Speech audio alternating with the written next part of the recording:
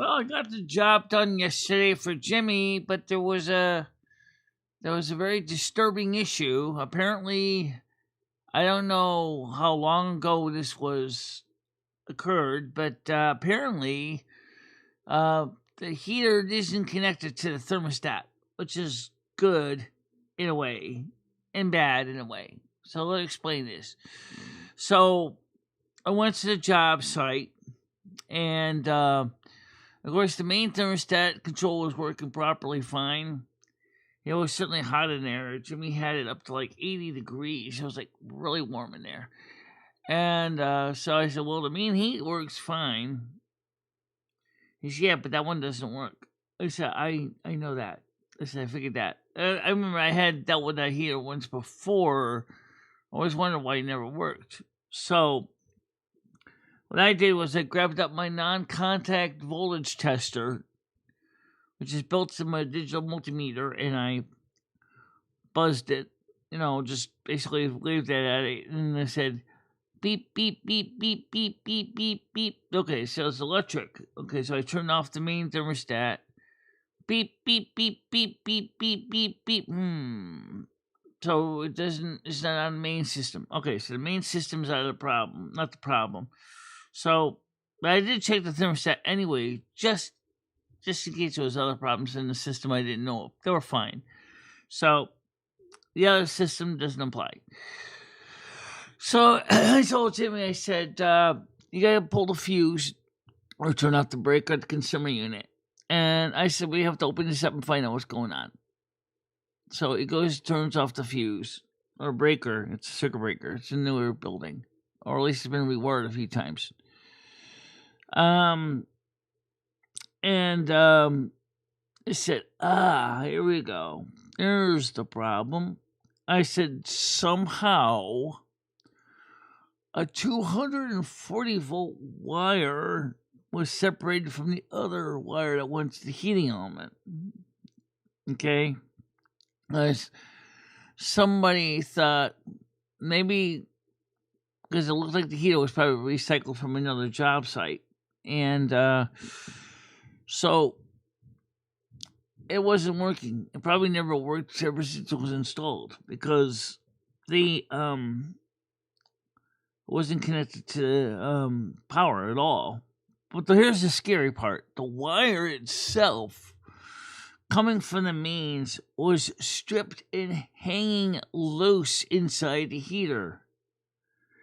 It was so easy for that thing to touch earth and basically have an arc flash. And I'm glad I used my tester to test this because that would have been really lethal for a tenant who doesn't know what's going on. The other thing was too is they didn't have a cap over the knockout hole, so any child or stupid adult could stick their finger in there, grab the hot wire at 240 volts mains, and basically turn themselves into a part of the circuit and get electrocuted or start a fire. So the first thing we had to do was connect the wire up. So I connected the wire up, reconnected it, the heating element worked. Oh yes, she worked really well, very well. But I said to Jimmy, since it's not on the thermostat on the wall, we need a thermostat for this thing. When he saw the wire was just hanging there loose, he was starting to, you could almost sense the steam coming out of his ears. He wanted to say it was the tenant that did that. I said, well, I don't know if it was a tenant or somebody who didn't know what they were doing in installing this thing or, whatever. So I said, we still got to go get so I got one of those baseboard thermostats that goes into the unit on the side where the electric wiring is. I mounted that in there properly, and I bought a blank cap that goes over the knockout hole in the top so that they'll keep little nosy fingers out of the wiring. And it's working now.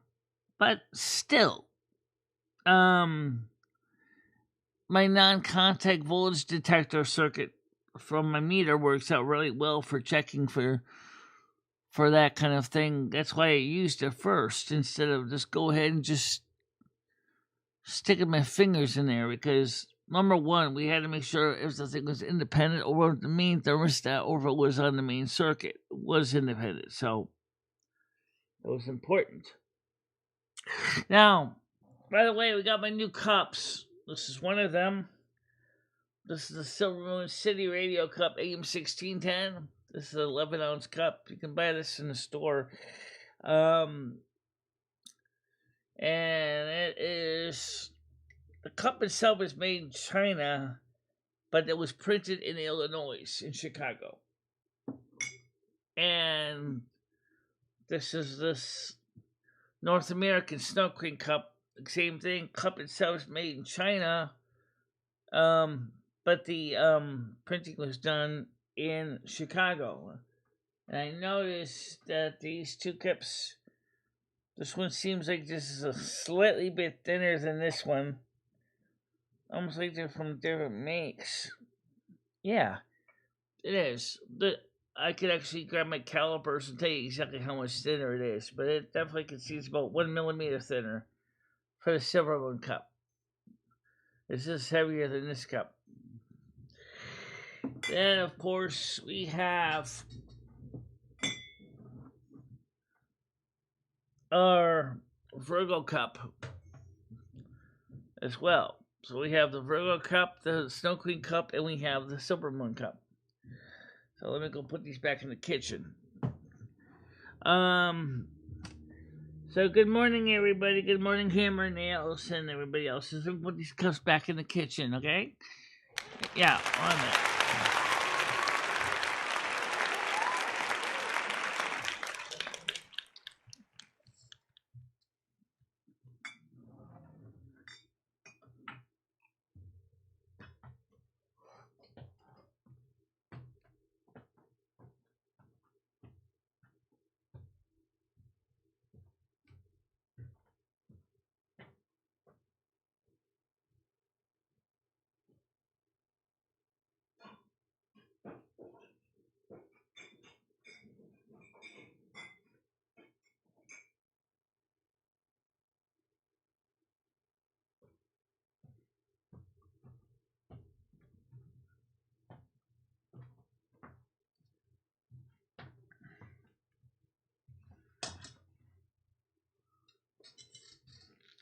Anyway, the cups are not very expensive. There's like $11.99 each.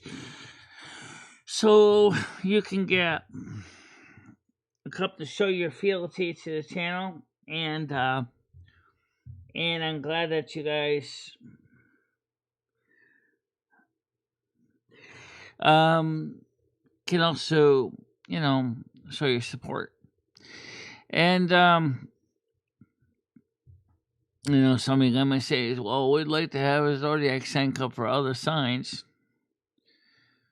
Well, I don't think I can list 1 million zodiac signs on my cup. I don't have that many spaces in my store. I got a lot of things in the store that we could suddenly kill off. A lot of things like T-shirts and things like that, which don't really sell. Which is pretty much everything. Yeah. I definitely want to get the Virgo shirt. What can I say? It's a Virgo way of thinking every day. Overthinking every day. Overthinking. Mm-hmm. Yep. So, now, I also put a few things into the general chat over Discord. Some fun stuff and some serious stuff. For example, like, this week, today is going to be the last of the good days for right now to go anything out in town, because tomorrow is going to be warmer, granted, but you're going to be a soggy moggy doing it, because the fact is tomorrow will be a high of about 12 degrees Celsius. But the problem is, it's going to rain. And nobody, and I mean it, nobody wants to get soaked. Not me, not the cat. I have a doctor's appointment on Monday at 2:15, which is within walking distance from my house. So I don't need to call for a cab or anything. And the weather says it's going to be sunny. Oh, yeah, for the convocation, temperatures will be a high of 2 with sunny weather. However, the day after that, hold my beer. It ain't going to be so warm. Okay, so it's not going to be snow. So because Friday is going to be so warm, any residual snow will melt away. So that's good. So that means that I should be okay. We only get to my doctor's appointment and stuff like that. And did you know that YouTube almost had deleted approximately, and I say approximately because I forgot the exact number, 2 million YouTube channels, many of them in Southeast Asia, for a variety of reasons, from concerns about scammy practices to they just felt like it. If you are of Southeast Asia and YouTube thinks you're doing any kind of scammy stuff, your channel is likely going to end up demonetized or deleted. It's too bad they won't do that with AI slop. Although, not just AI slop, or HI slop. HI and AI slop channels really should be put under a microscope and examined to see if they're really good for YouTube. The reason why YouTube is doing this, according to Clownfish, is YouTube is in the process of trying to cut the driftwood, get rid of the deadwood. The channels that don't bring any views, don't bring any revenues, and are losses. It's too bad you're not giving the channels a chance to actually find a way to shape up before you ship them out, you know? That's YouTube right here. Someone says Asmongold got canceled. Asmongold got canceled. I don't know. I didn't watch the video on that, but I saw it on Noodle's channel. Asmongold, as you know, or Jack Roar, as his real name is, has been speaking up very adamantly on a lot of topics, a lot of hot-button topics. I'm going to talk about one right now, which is a hot-button topic. If you're people who believe in euthanasia, you're probably going to be supporting this. If you don't, or you're not sure where you stand, you might be a little bit uncomfortable. Governor Kathy Hochul, and this governor of New York, is signing legislation that allows doctor-assisted unliving. I have concerns about this. We already do doctor-assisted unliving of pets, and it sucks, okay? Well, yeah, if a person did it themselves without doctor-assisted, we would probably try to rush them into mental health institutions. It's really a disturbing topic, but it's just one that has to be brought up because it is becoming a thing for some people. I don't really know what the best solution for this is, and being tactful. I don't know if it's a great answer. I don't know if it's the wrong answer either. I don't know. But for myself, it's like quitting a game without completing it, and then you have to start over again. Is that what you want to do in life? Do you want to reincarnate again and have to do the whole trip all over again till it gets to the next level that you didn't finish? I don't know. I really don't know what's the solution to that. So, Kathy Hochul. I don't know how that's going to go in the state of New York. I don't know if it's going to be a good thing or bad thing. So good morning, David S. How you doing today? Good morning to you.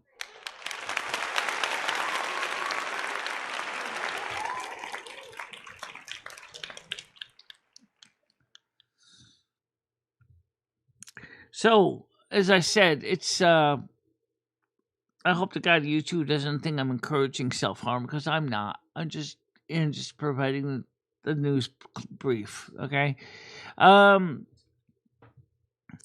I am glad that we caught the problem before a tenant found out exactly about that wire that was just hanging in a breeze that was stripped. Imagine some poor tenant going, yeah, I'll find out what's wrong with you. And kaboom, they accidentally stick the finger in the hole and then start filing around with the wire, not realizing that it's carrying 240 volts mains power, and then get a bad experience. The landlord, like I said, he was steaming. So we fixed it. So now it's up to much safer now than it was beforehand. But the problem with that property up there in Stockbridge is no one really rents it. It's very out of the way. I guess if you're like living out in the sticks, I was surprised they had 5G out there. They must have upgraded the tower for T-Mobile, which is a good thing, because I had 5G the whole time.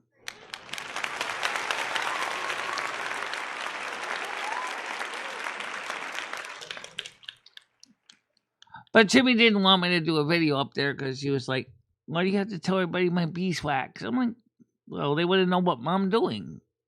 Well, I don't want people to know what you're doing. And I said, well, fine, I'll do it later.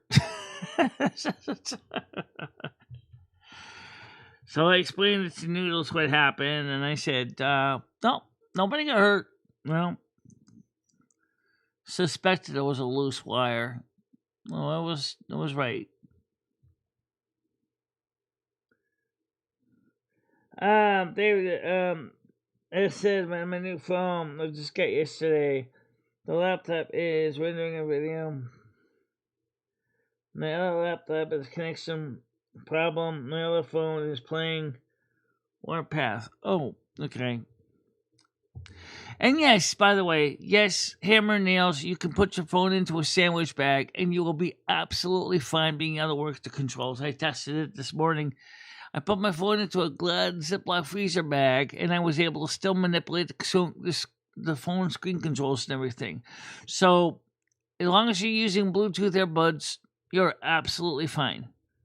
Just put your phone into a sandwich bag or a freezer bag, and then you can keep the shmoo off your phone. And that's one way to keep your phone out of a messy situation.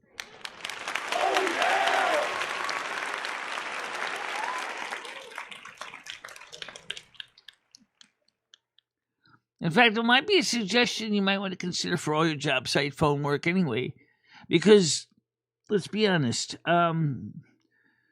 construction sites are dirty, dusty places. And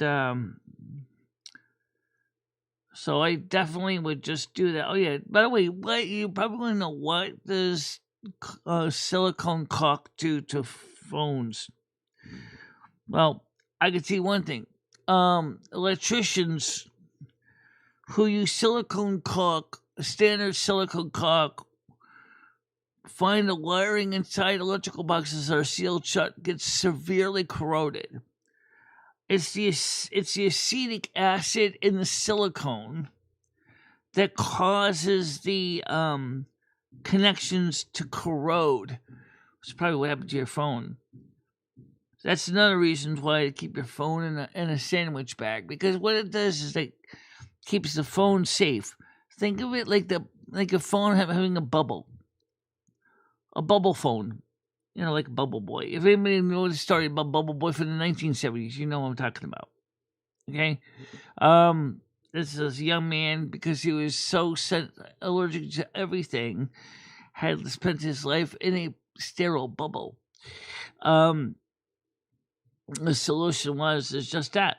He had a bubble, he had an encounter suit when he was out of school, so that he could go back to school instead of just doing teleschooling at home.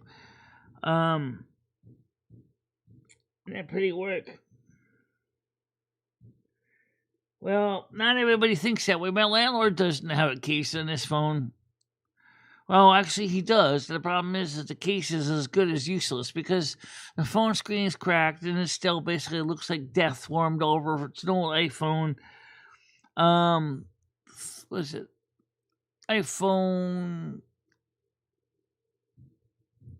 It's one of the last ones with the airport, the iPhone connector there. Okay, and is it the second generation iPhone economy? So like that. I think it was the first generation. Was it the first generation? Yeah, the first generation. The lucky guy has got a fucking headphone jack. You son of a bitch.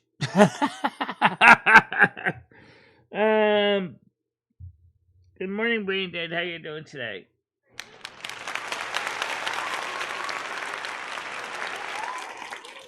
Not if you're using a Bluetooth earpiece. And Hammer Nails is using a Bluetooth earpiece. So it wouldn't affect the sound with a Bluetooth earpiece.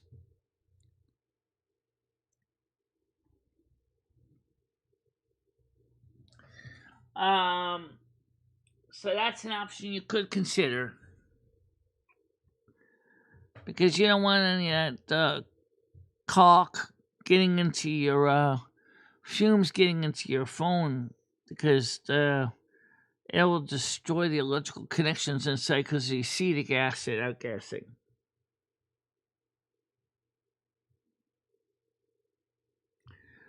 But if you do have a wired headset, it would be the same thing.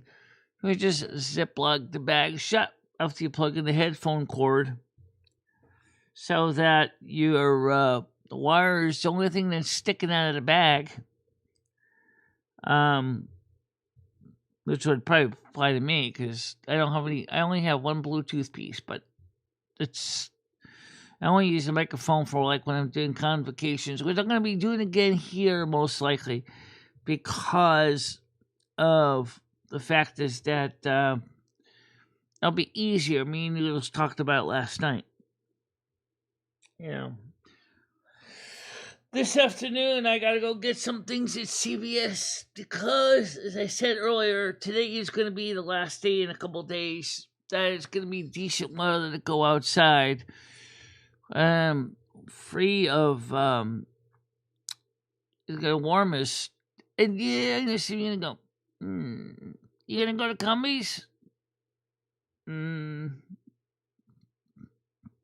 Maybe. I do gotta get some things at Cumbies or CVS, but it's gonna be a little chilly to go outside and eat. And the problem is, last time I was at Cumbies, it was like, and I did a video at Cumbies, they were like, "Hey, Michelle, what? Why in the hell are you sitting out here for an hour and a half? You're taking up precious table space." I said, I didn't think about that. I said, is there a reason I can't sit out there when there was no one else out there?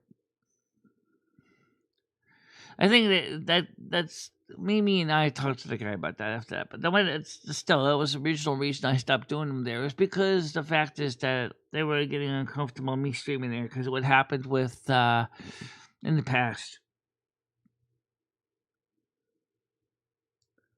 Well, that's good. Yeah, it's gonna be warm. There's gotta be about 52 degrees Frankenstein units. Not quite. About 44. 44. Wow. So what I would do is, everything else is, why don't you go down to your local grocery store, pick up some sandwich bags, put your phone in one, and that way your phone won't be covered with shmoo again. And I'll see the other phone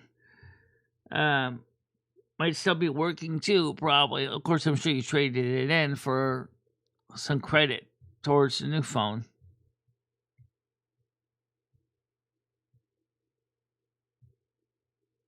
Dana Swingman said, I need some things from Walmart.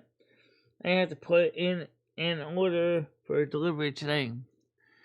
Well, I gotta get a company. I gotta get today. It's not worth an order. It's just not worth it. I mean, for me to make it worthwhile, Instacart, I have to spend like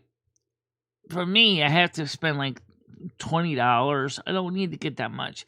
I need more wiggles and jiggles than I do groceries. Actually, I just want to get to. I also want to get some more vitamins as well. I have to get some more vitamin K2. I have to get some more magnesium citrate. I have to get some more lutein. And so those are the things I got to pick up at the store. Yeah. So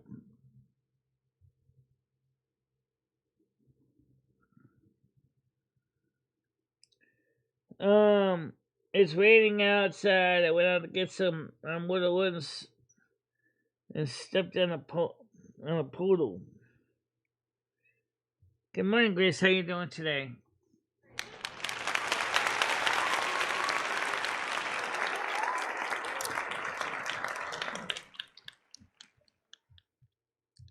Yeah, so like I said, was not a big job. It wasn't as bad as I thought the job could have been. But I'm very glad that we caught the safety concern before it became a safety concern, because of so many accidentally, as I said, you know, some people like to stick their fingers in holes. Oh God. 240 volts nibbling at your finger. All of a sudden, your fingers are totally dead with no total nerve damage. It's looking like hot dogs in a Presto hot dog cooker.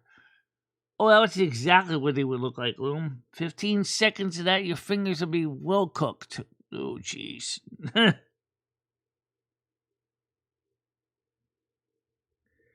That's why we always put caps on top of the holes. For good reason. Absolutely.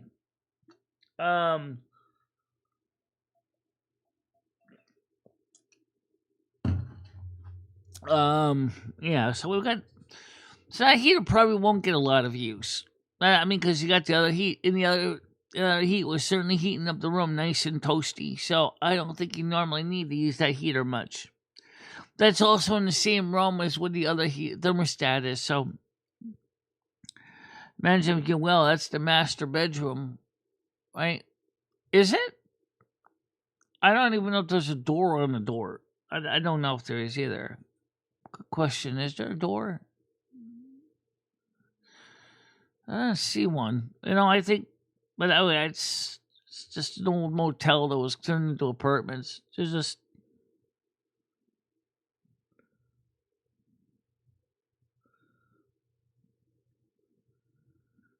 Yeah, and your finger would become part of the ground because you stick your finger in and knock a hole, and all of a sudden you touch that wire, and yeah, you're gonna become part of the ground, all right.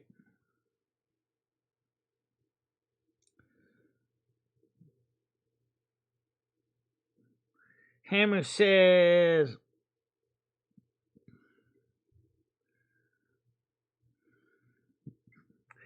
I'm cute. 15 people today. Cool. You know, so I'm gonna get some things to, as I said, out to the store today. I gotta put some new glue on my ears too, because then the glue is kind of stopped sticking, so I gotta re-glue this ear, but the other ear's fine.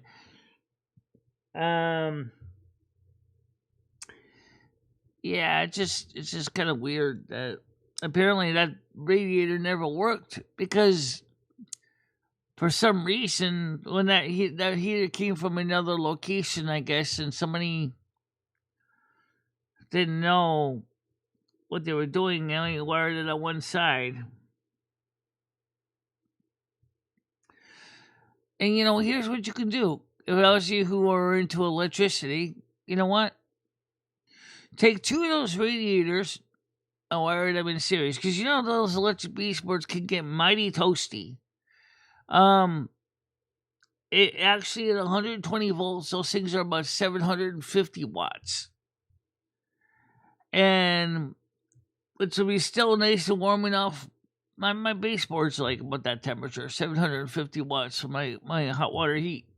It doesn't get as hot as electric convectors do. Those things get insane. 1,500 watts or more coming out of an electric convector is insanely hot. My landlord keeps the boiler water a lot cooler than that as far as temperature goes. I think he keeps about 180 degrees Fahrenheit. Still hot enough for apartments anyway.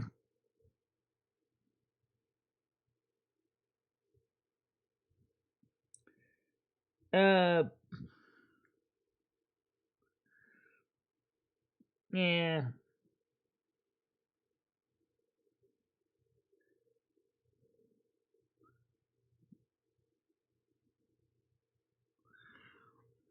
Well, in this case, obviously the hole goes right into the junction block where that loose wire was hanging that was totally exposed.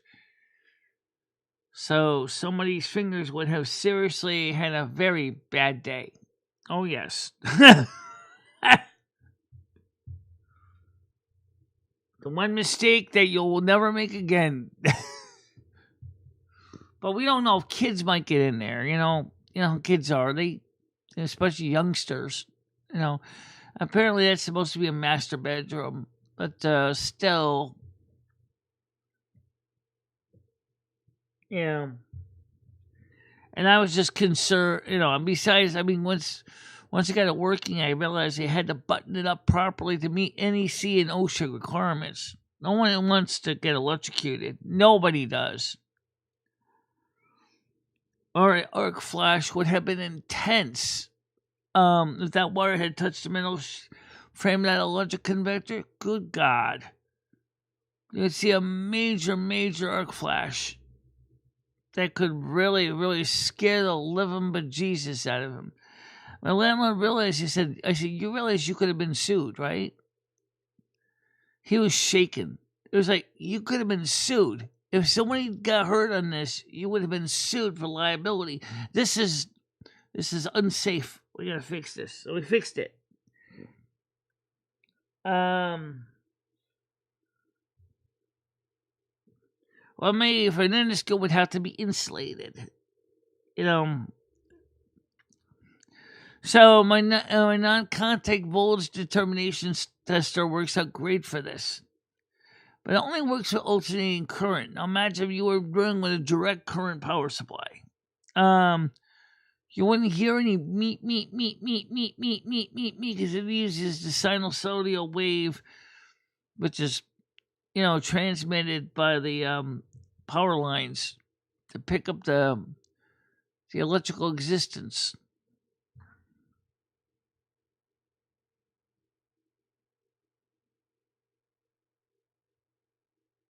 Yeah, well, I don't need anything like that. Just common sense.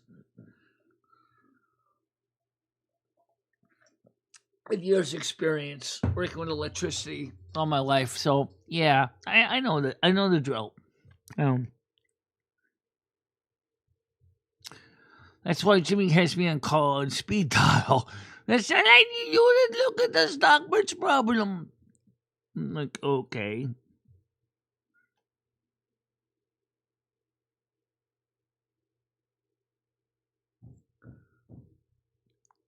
Okay, I'll leave it at that.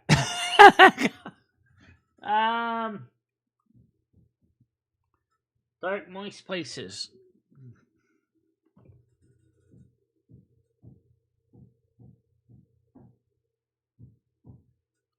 Why would you want to buy a lockpick set? You want to become like lockpicking lawyer? Binding on pin 1. We gotta click on pin 5. Yeah.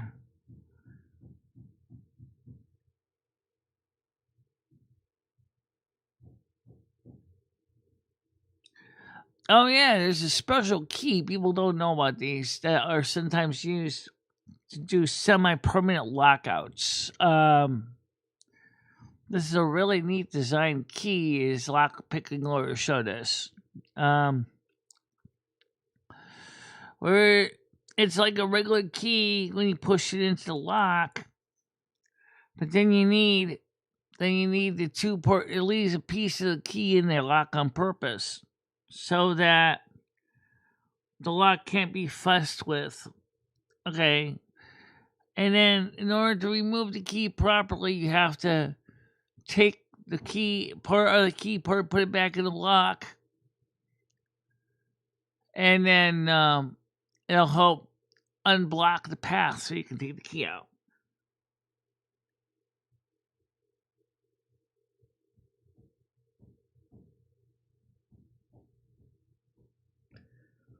Well, that makes sense. Copperhead or rattlesnake, or yeah, you don't want either one of them in your. You don't want to find either one, or any other kind of animal in a burrow. You know, like a mole or a mouse or rat or something. Yeah.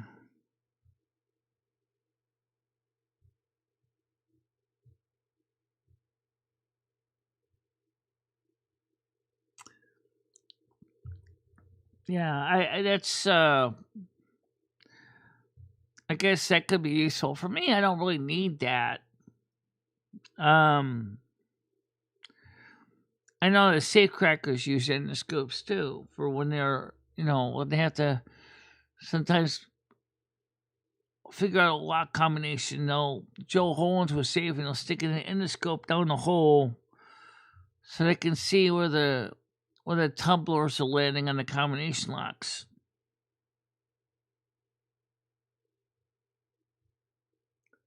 Yes, we do.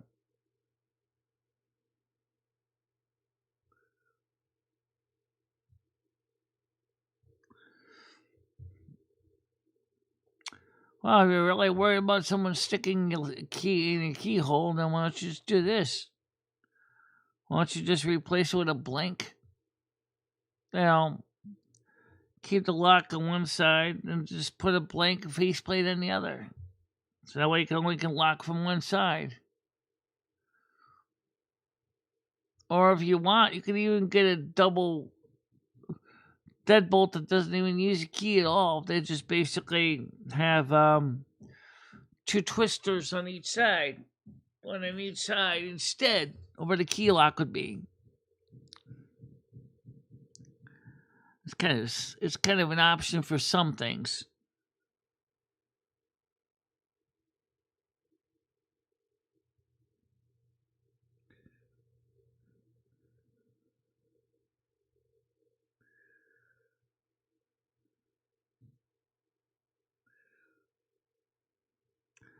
They also make mechanical lock picking tools, which is for the people that just want to use electric motors to basically I don't know how to describe this thing. I guess you can see it kind of works kind of like a vibrator for a lock. In other words, it fits into the keyhole and it basically vibrates the lock at really high speed. And then it's supposed to basically kind of put the pins in pretty much the right position by brute force.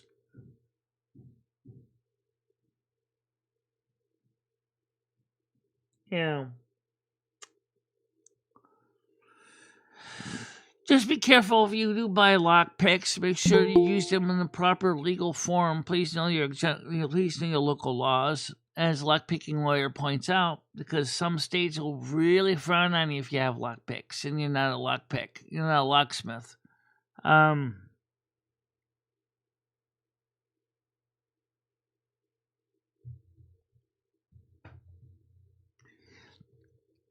So how does this motorized lock picker work? Well, just like a vibrator on a woman. it just vibrates the pins real fast, and supposedly when you get the tension tool, it's gonna realize it's gonna basically point the pins in the right position and the lock open. I bet for the lock that must feel really funny. Ooh, I'm vibrating so bad, I'm gonna come.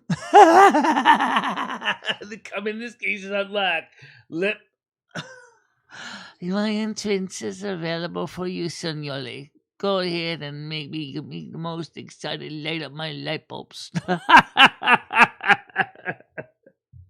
Alright, so ready, come on. Oh, there you go. There's the dinger donger. Okay, 1 minute. One guest coming on. It's Noodles. Go ahead, Noodles. How you doing? How are you? Hi.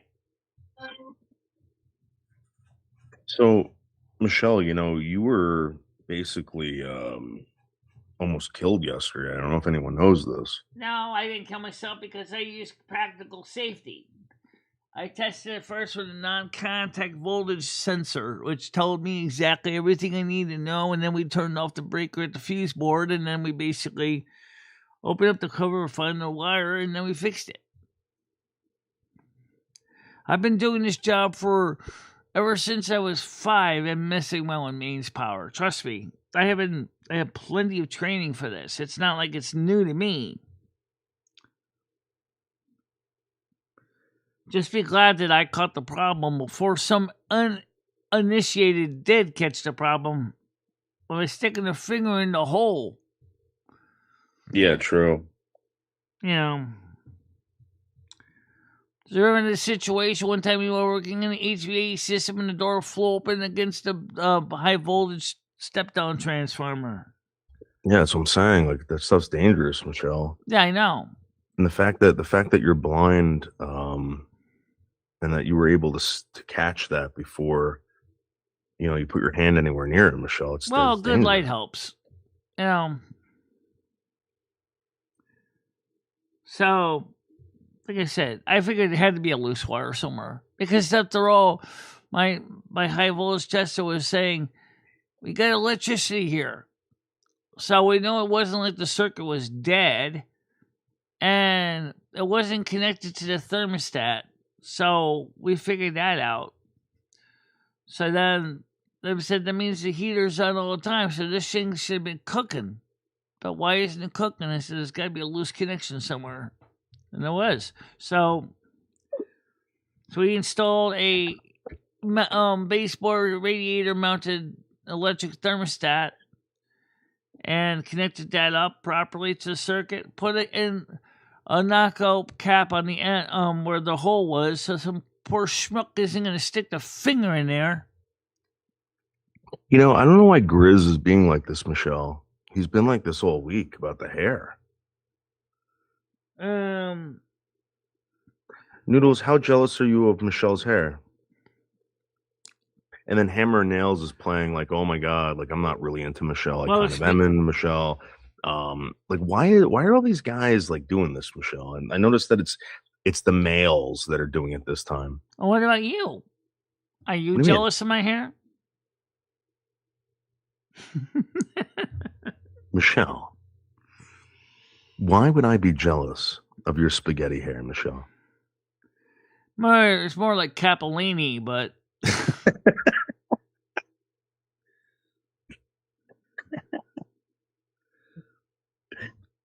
no, Hammer Nails, it's just knowing what to do properly to avoid danger.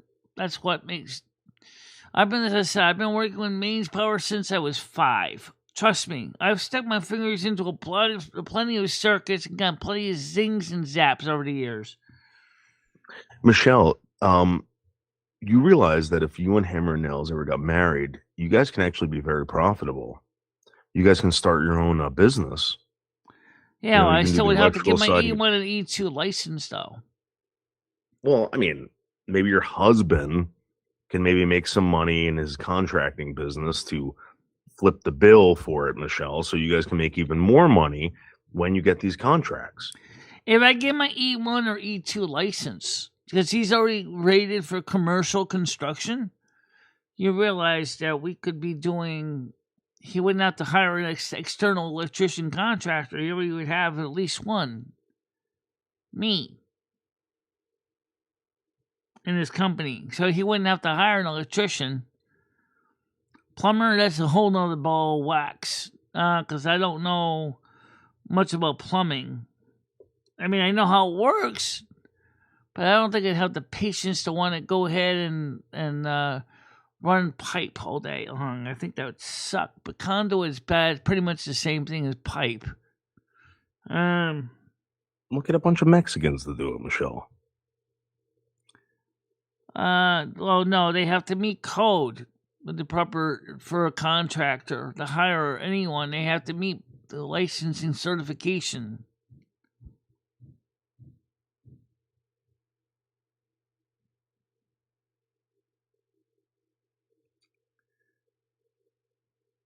It wasn't really slave work. It was just kind of inconvenient timing work. But fortunately, it was after the morning show, so it wasn't like you lost out much.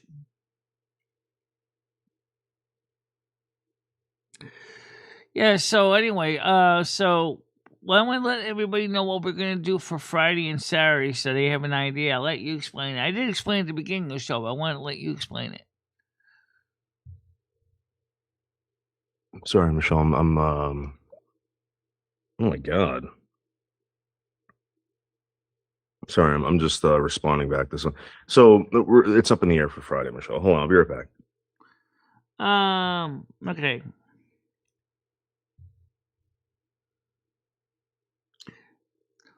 I was paid a bottle of Diet Coke, and I also do get a break in my rent every month, so.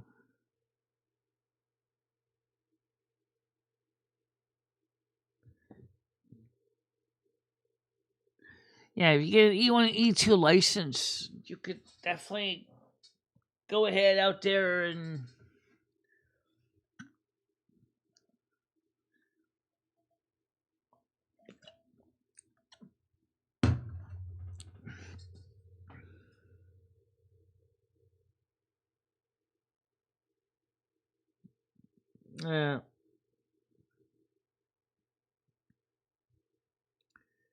can you do reference service?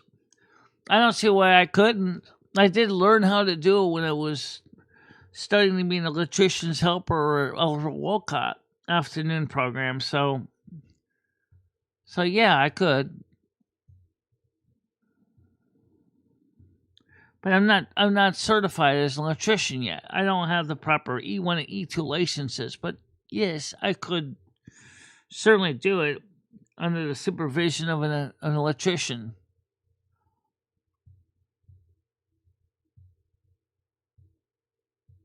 Yeah.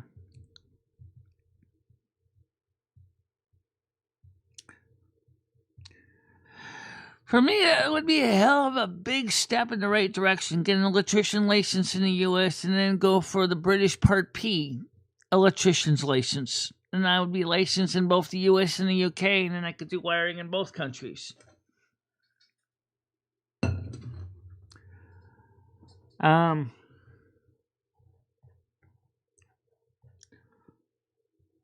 good money to be made in the UK for licensing. Part P is kind of like it's kind of really more like a inspector, but if you can get that, which is the easy license, then you can get their equivalent to E1 and E2, take the exam, and then you could have licenses for both the US and the UK, and you could do wiring in both countries.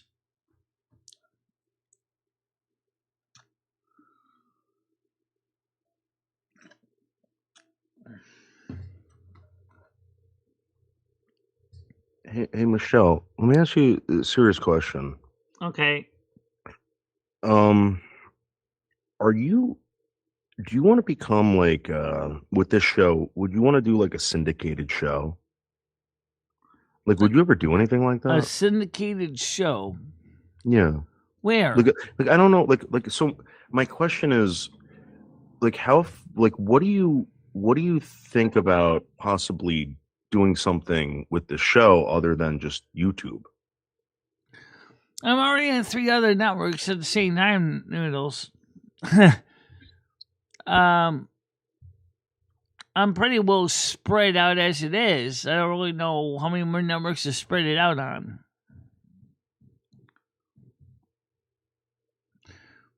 I mean, Daily Motion doesn't really want me. I already tried getting on Daily Motion.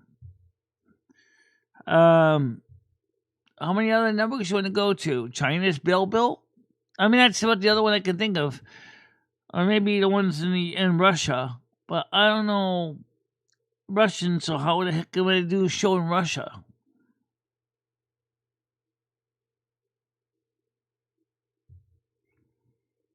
What about you? No, I'm just wondering because like I'm kind of talking to this guy that has done this before, Michelle, and he's I don't know if he wants me even saying this, but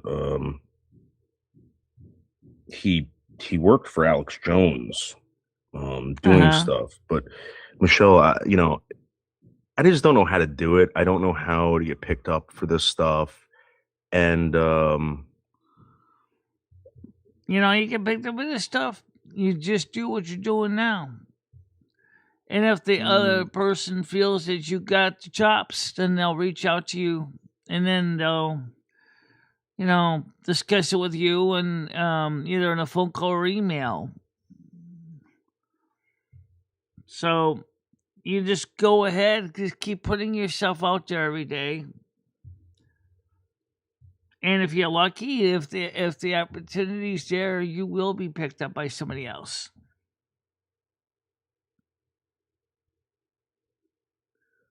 We are banned in Russia. We got Russians still do stream on YouTube. But for me, if I started streaming in Russia on their own social media networks, I don't know if there's going to be a lot of interest for the North American Snow Queen to be in Russia. I think tonight would be pretty pissed off. Not really. You just would be showing a show, not running her weather. That's true.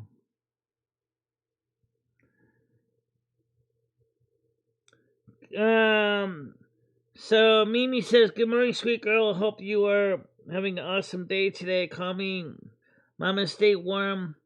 Love you like. Oh, thank you very much. And also, by the way, I'm going to be going out a little bit after the show, so I get some things to CVS and Cumbies. And our Christmas special is being there. Yeah, I know. It's because of the music.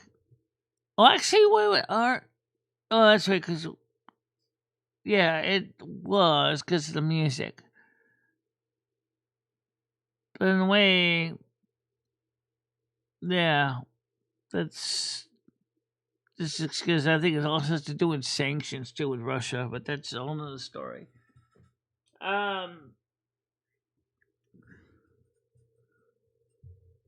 So yeah, I don't know. Like, what other networks would you thinking about? I mean, I don't know if NTD would be news of the day, or if the Russian television would take me on or not. RT.com.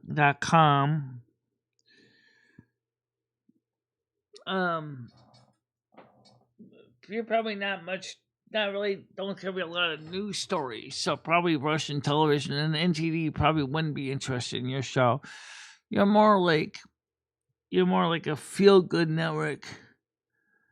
Yeah, feel good. I don't mind being a channel that makes people feel good. That makes me happy when people feel good.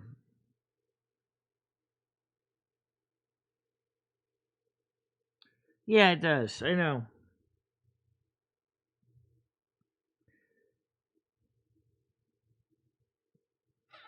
One of my officers is Russian the warpath. Okay.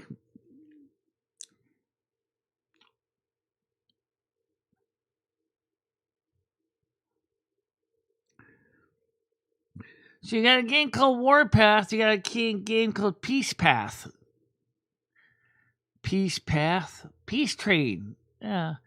Come on, ride the peace train. Probably be kind of a boring game, actually.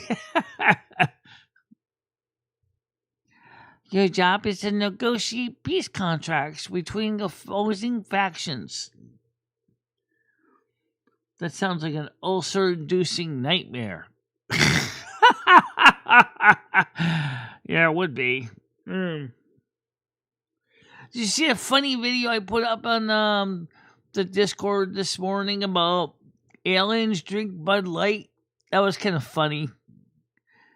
It's kind of funny they picked them Bud Light, considering what happened with that the influencer, that transgender influencer there.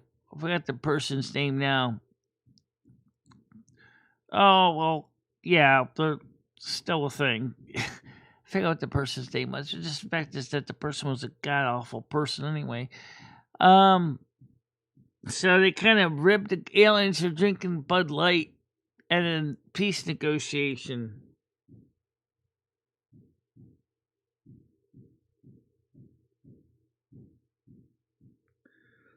I don't know, Chris, necessarily sex. It's... I mean, my channel maybe doesn't get a lot of views because we don't focus on hyper drama. We don't get into the drama stuff.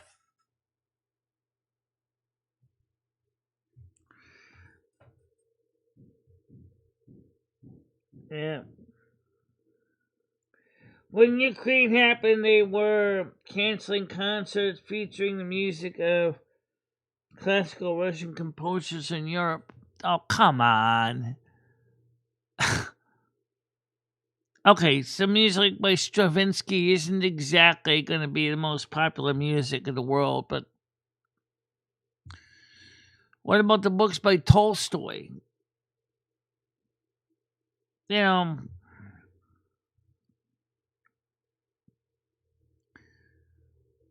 those guys, you know, are part of our literary and our musical repertoires, you know. Oh, that's what they did it. To be ridiculous and dramatic. That's exactly what they did there, Chris. That's exactly what they did that. The guys that have been dead and buried for at least 120 years, and they just sat there and just tried to be dramatic about it.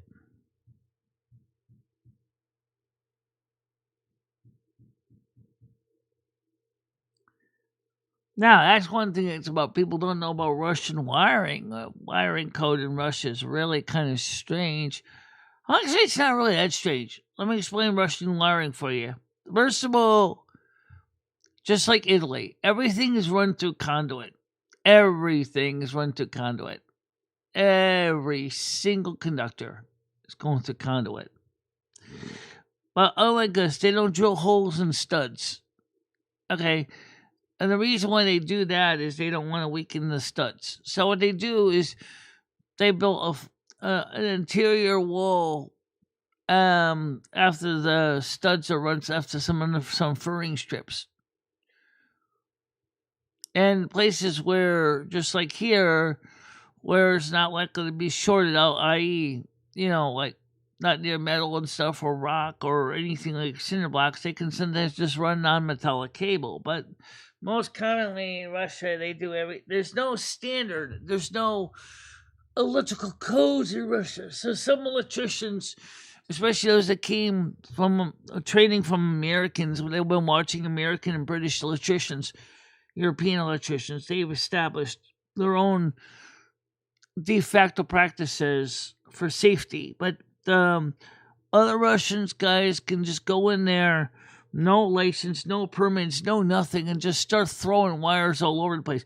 Did you see that electrician's idea of how he solved an electrical problem by sticking wire ends into outlets in America? And that short extension noodles? if I ever saw anything like that, I would be more than pissed. If you go back and watch the video, you see what I'm talking about, Noodles. Did you see that video? It's short. I'll show it to you guys. This is an example of what not to do in electrical code. So let me pull this up here so you can see this here. So, this, I don't know why they do this. So let's, hey, Michelle, I got it. Okay, I'm gonna go to youtube.com.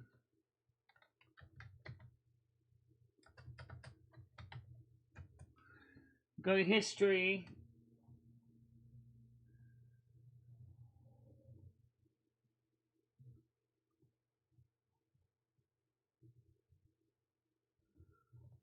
It's a short.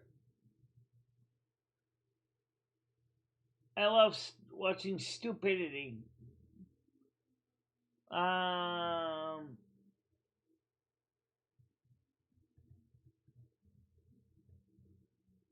There you go. There's a video. Let me just get up. I mean, why? Let's go back to the beginning of the file. Okay, so now I got that on the screen. So let me slide this over here. And if I ever saw an electrician doing this, I would string him up by the Johnson. I'm not kidding you. I don't care if it's temporary or not. If I ever saw this, I would be extremely angry.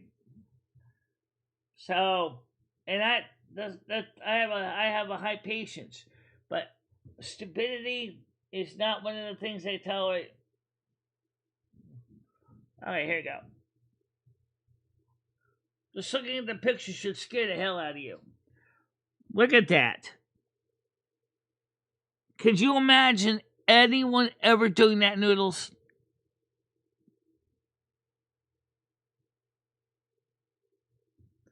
And it gets worse. That's only a piece of the video. Let's play the whole video. Take out the plug, make it conducive for your extension cord or whatever this is. I've seen this before. Believe it or not, this is common stuff. I mean, why take out the plug? Make it conducive for your extension cord or whatever this is. I've seen this before. Believe it or not, this is common stuff. Not in my opinion, it ain't. Not on my watch. It is not common stuff. You're not going to do that on my watch. Fuck that. Absolutely not. I would never allow that. Never allow that in my code. Never. No way. No how. Yes, it is. And here's the thing. The consumer unit was right next to it. He could easily run the wire right through to the consumer unit to the knockout box. But then you saw the wires were just hanging down, not even attached to the wall, not even sent into the consumer unit, not properly bonded, just stuck through three electrical cables into a wall outlet. An RCD outlet, a GFCI or RCD. That's stupid. I mean, that's some poor schmuck is gonna potentially slip. And for some reason, I'm trying to disconnect the wire, all of a sudden he's gonna short the ends together and he's gonna have a major problem.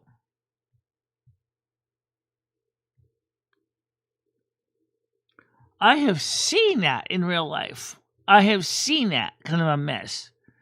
And then immediately, the first thing I do is say, well, at least put a goddamn plug cap on the ends and properly put a plug on the end. There's no problem doing that.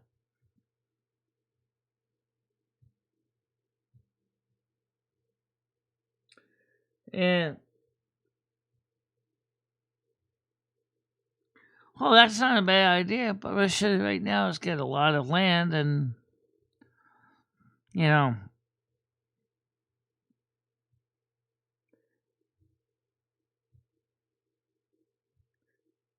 Yeah, I see it a lot in old homes.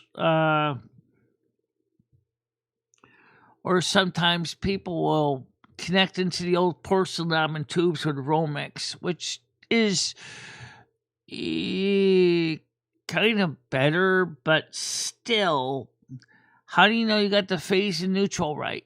You don't. Not unless you go ahead and actually buzz out to make sure you got the earth. Because in most cases, between the studs, you don't have an earth wire on a 2-wire porcelain tube. You could have an earth lead. Theoretically, you could. But, how you doing? Good morning, Krista. Good morning to you. Ah, well, it still counts, right? Good morning to you anyway. Yeah.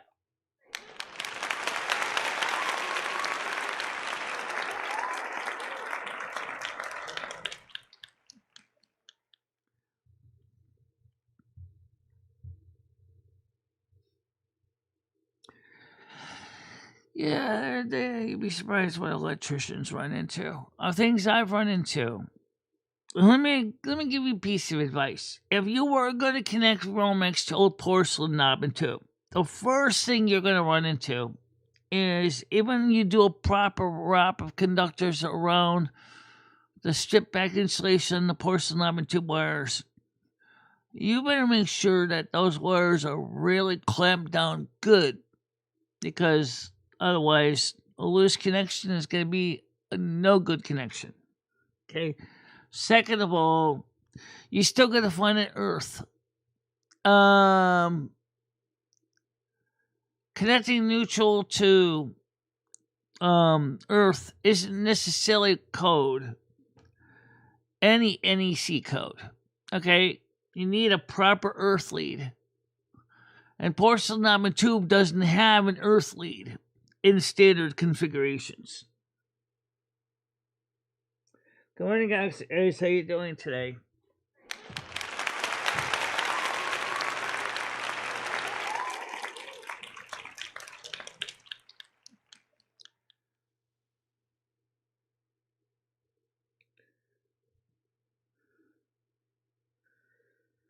Yeah, my parents' house is the same way.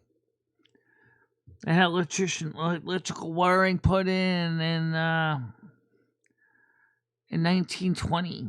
I think it was wired in 1920. Still has porcelain knob and tube, but now it has circuit breakers connected to the porcelain knob and tube, which is interesting to see how that's wired up at the consumer unit.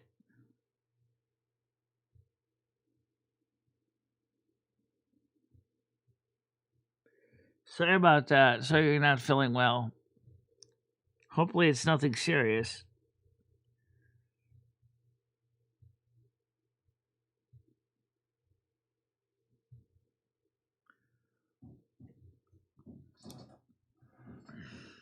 So, like I said,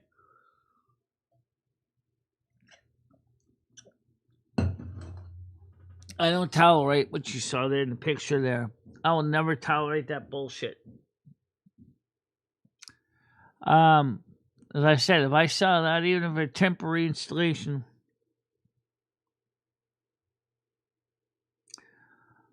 I would at least go ahead, get a 3-position or 4-position or 5-position Virgo lever nut. Get one for the earth, one for the neutral, one for the hot, and put the wires in there, and then connect the plug-in on the other end. At least bring it up to code, which is still isn't up to code, but at least more electrically safe with a proper plug-in, so you don't accidentally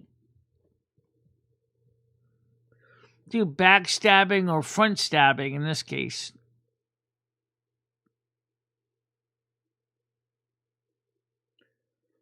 As I said, David, I've seen it done for that application in emergency situations.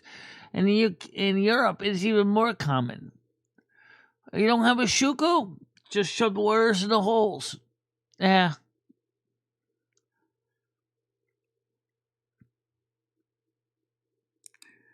They say that BNC plugs fit right into the mains plug holes in Europe, and right into the Shukos.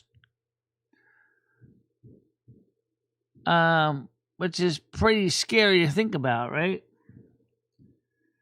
You ever watch Styropyro? You see a screwdriver stick into his earth hole in his outlet.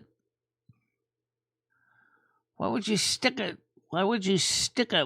a screwdriver into your earth hole in your outlet? Jeez.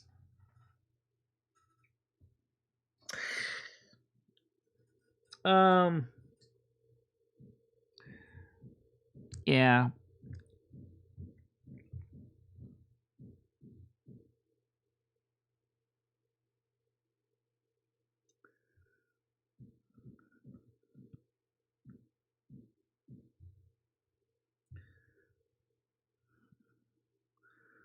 Yeah, I would be just very concerned about, some innocent bystander trying to go,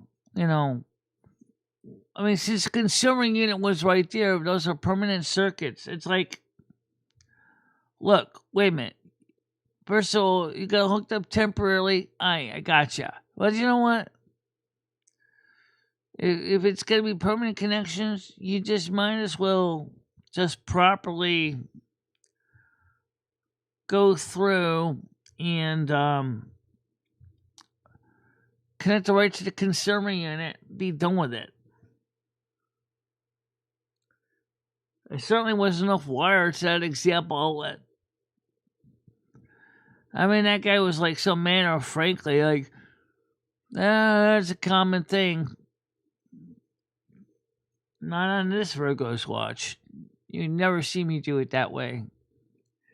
Temporary nut. As I said, grab a couple of Vagos, lever nuts, put them in, put the wires into the lever nuts, click, click, click, close them up, put a plug in on the other end, then plug that plug into the proper socket. At least that would be more safer. Good morning, Nance. How you doing? Oh, no, I don't see Nance here. No, I thought that's not Nance. Sorry. Okay, but still, Nance, if you come on later, good morning to you.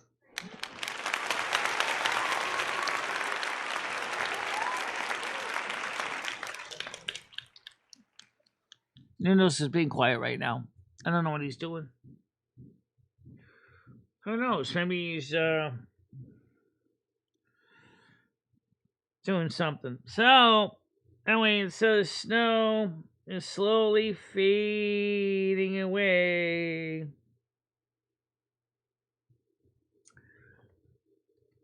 It looks like today will be a pretty good day. I see a lot of clear sidewalk, which is absolutely great for me because I can go ahead and get out to get a little bit of wiggles and jiggles today. A little bit of wiggles and jiggles. I do get them. I do them. Yeah. Oh, yeah!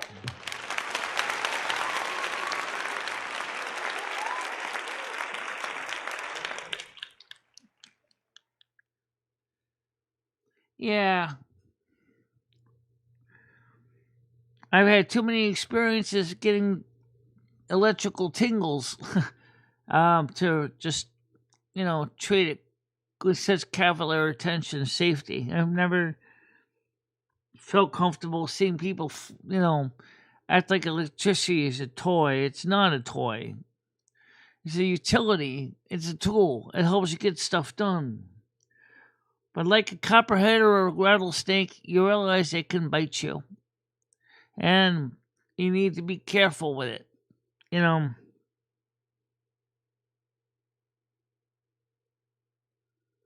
Oh, that's cool. I'm glad you get the window job done.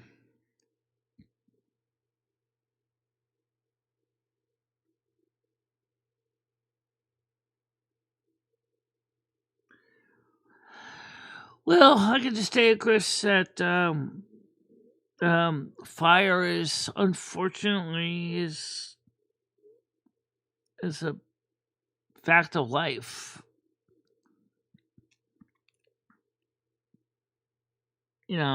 So you have to make some decisions what you're going to do for safety. Good morning, Krista. How you doing?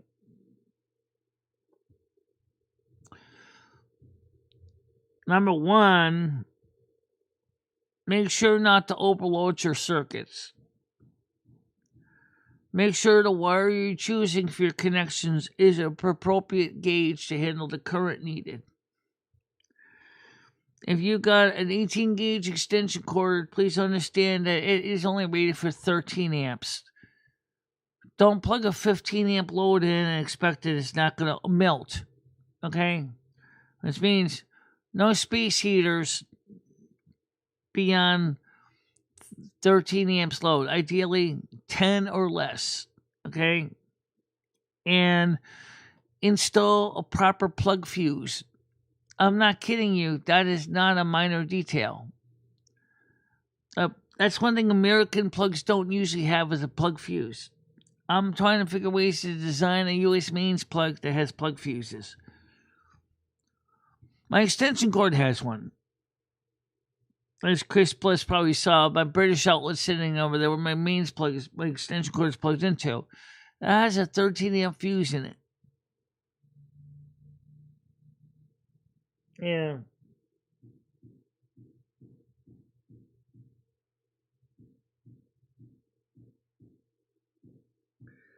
Oh, yeah. Oh, yes, you're right. Yes, they do. It reminds me, I gotta get my landlord to take the fan down, cover off the fan and suck it. Because I'm sure it is covered with crud. Usually there's a high temperature fuse in there that's designed to break when it gets overheated, but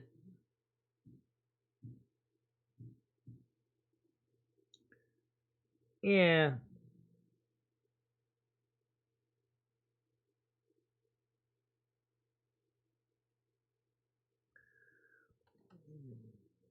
Yeah, Chris, that's a reality. Yeah, you gotta watch out for that with dust and any kind of motor. I don't care if it's in your exhaust fan or in your hot air system. You gotta make sure the fan is clean. Dust and grease do not make best friends.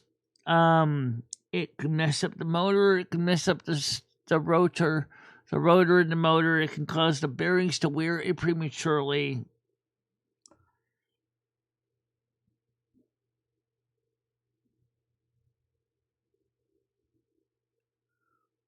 Yeah.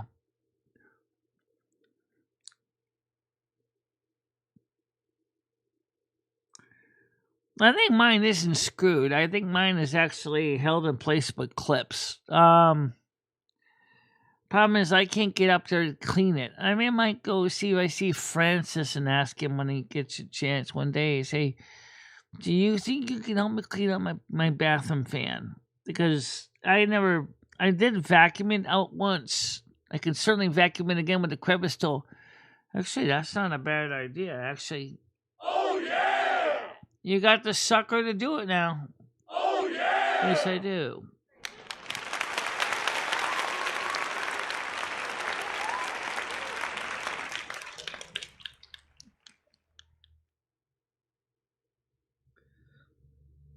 Yeah. I got the perfect crevice tool. You know what? It's also kind of cool because this crevice tool, unlike the old one, the other one, vacuum cleaner, was like, a crevice tool was like badly mushed down like an old toothbrush, but you know, you really want to clean keyboards with it because the upholstery brush, because it would actually suck the keycaps into the vacuum. This one is just small enough that it doesn't. And it looks like it's perfect for cleaning out keyboard schmoo. I'm thinking about it. You know.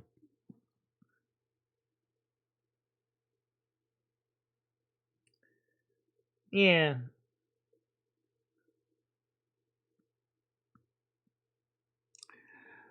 Yeah, but the problem is, like you said, it's the lint that's combustible. It's not so much the tubing, but that does help if you're using metal exhaust pipe. Yes.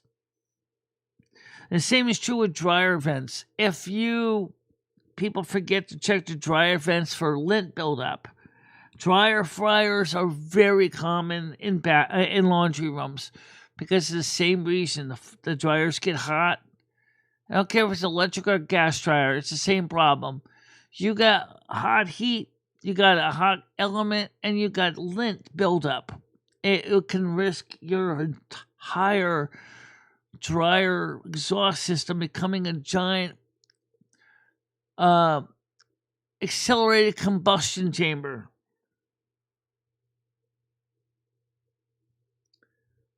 Oh, yeah.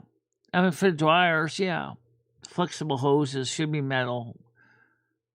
My parents got plastic. But then my mom's dryer hookup was kind of set up in a kind of hurry many years ago. We had to extend the dryer hose and we used the coffee can as the coupling. It's still there. An old Maxwell House coffee can is the coupling for a dryer hose. You never took it out.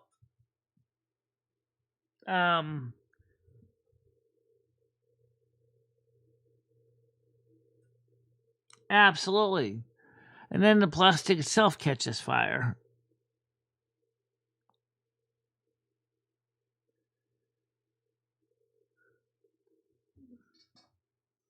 But don't forget, even if it's metal, it can still melt through, depending on the type of dryer material. For example, aluminum can melt through as well, because aluminum only has a temperature of about 1,300 degrees Celsius. And you got a blower that's blowing air through the hose. So now, according to the stuck-nicotine ratio, you have a perfect air-fuel combination, which means you got perfect optimum heat. And so the stoichiometric combustion of air, fuel, and heat. Now, your fire is going to burn fast and hot like a chimney fire.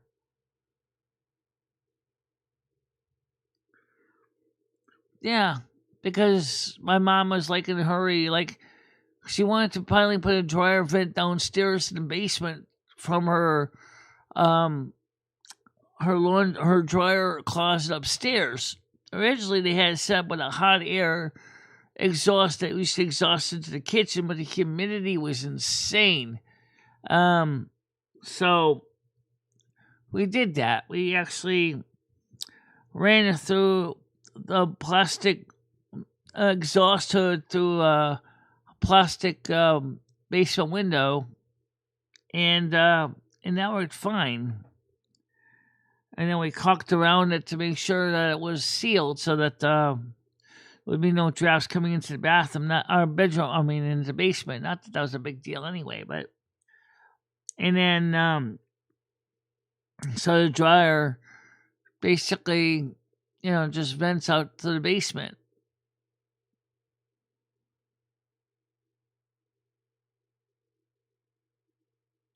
Yeah, it's very combustible. I don't have a dryer. I don't need one. I got a clothesline, which means I'm gonna take my underwears off the line outside to it today. I'm sure my clothes are plenty dry. And I gotta wash sheets next. I washed the one sheet. I washed the pillowcases. I didn't do anything with the fitted sheets. So I gotta wash the fitted sheet and the top sheet. So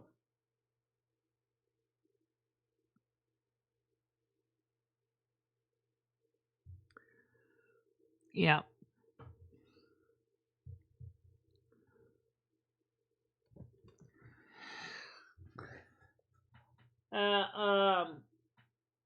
Either way, the point is that there's things that you need to watch out for, And the same true if you have a house with hot air heat, like my parents have, even before when they had the old octopus in the basement. There's no blower in those, right?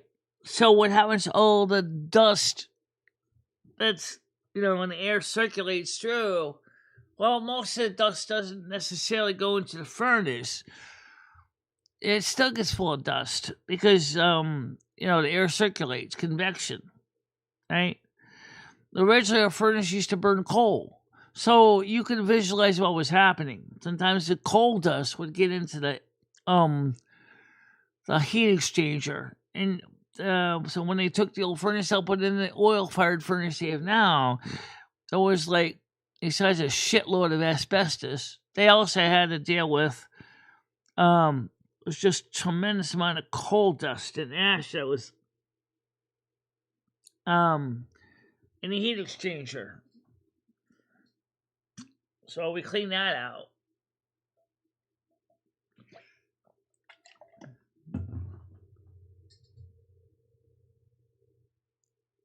Well,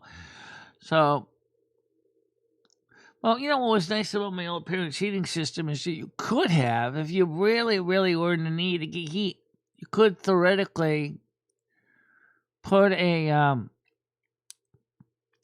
like a large heavy duty iron pan in there, put some charcoal or because it's vented outside, or coal, get it going, just sit it over the fire brick where the oil burner was, and you probably could have just heated up everything in the house.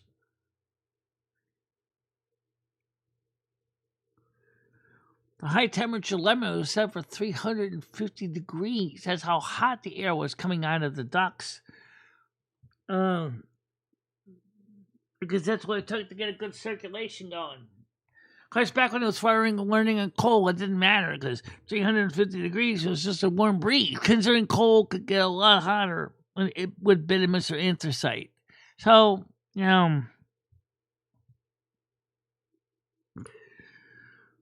or you could even you probably start the fire with wood at one time.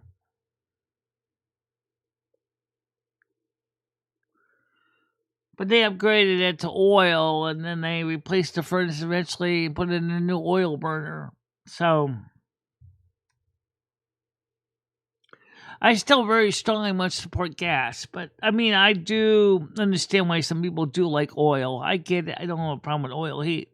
It's just that the fact is that it's kind of inconvenient to have 275 gallons of number 1 or number 2 heating oil sitting in your basement.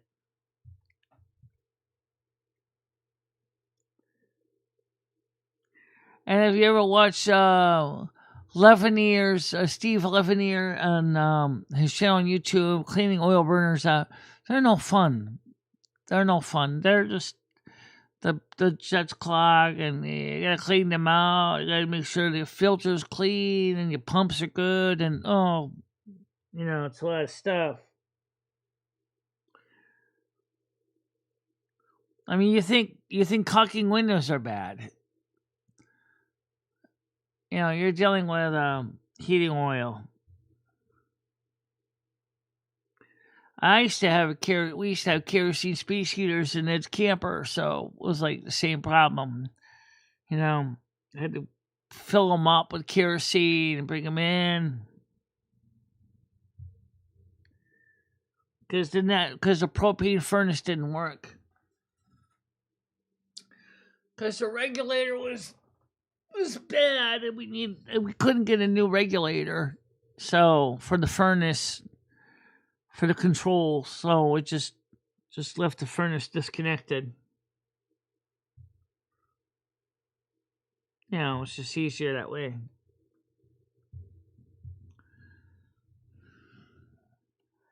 The few times I tried to fix the heat, the propane furnace, just didn't work at all, right? It just burned too much damn propane. What would be like for a cold, winter day, like maybe about a 3-day, 4-day, 20-pound propane use go through in a single day. carbon monoxide output of that thing was so high, it was ridiculous. The propane going in there was like, it's almost like the furnace was just getting too much gas. And that's because the control wasn't regulating the pressure down correctly. Hey Mojo, how you doing today?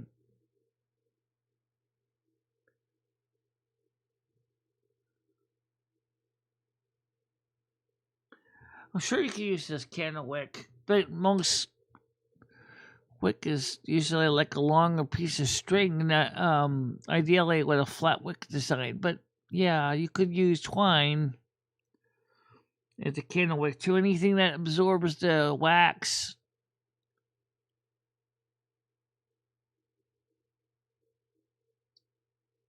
Yeah.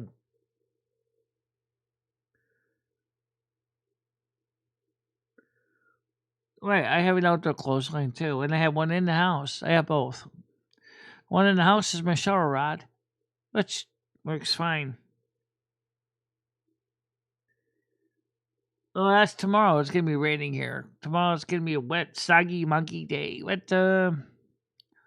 It's gonna be warm, and as I showed you earlier today, you can see it's already snow. It's already melting away. You still got some patches of snow here and there, but most of the snow is gone right now, which is fine.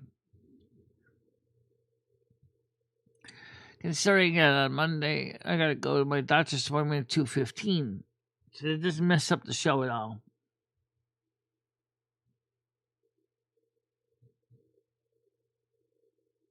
I think Noodles fell asleep.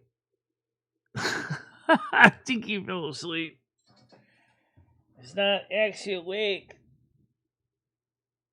Oh no, so he had to take care of something, and it's not even playing any sound.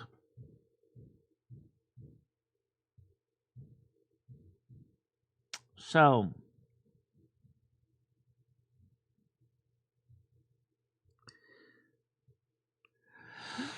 if you're interested in getting a Silver Moon coffee cup or North American Snow Queen coffee cup or the Virgo coffee cup, check out my online store today. You can get them for $11.99 each. And I know it's not the cheapest cups in the world, but they're one of a kinds. You know?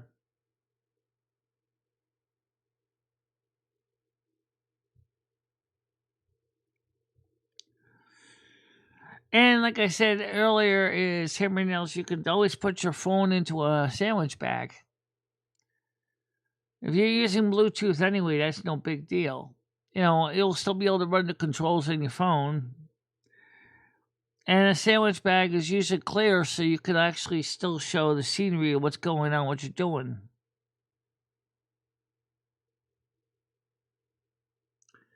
So like I said, I tested it, and it works, so, you know. And the reason why it works is because it's capacitive touch. It's not resistive touch. See, the short story is, yeah, there's two types of touchscreens. You have capacitive and resistive. Now, some resistive touchscreens use a pen, some don't. Okay, the ones that don't use a pen, they use a grid of wires. Now, when you're touching the wire with a finger, it actually closes a microcircuit, and that the keyboard or the decoder chip picks up the row and column and figures out how it's going to go. Capacitive touch ones work similar, but they're fixed. They don't move. They're glass, right? So when you touch, it actually works like a touch lamp. So like when you touch a table lamp. In fact, you can even do this with a touch lamp. Take a piece of plastic, put it on top of your touch lamp, and then touch the plastic. You'll probably still see the light goes on and off.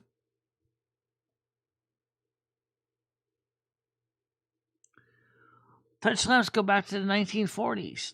back in the 40s, touch lamps had a vacuum tube in the base that was part of the amplification circuit.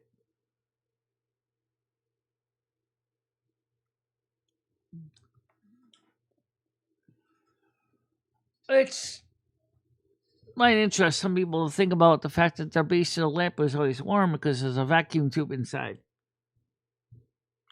But it was copyrighted about 1947.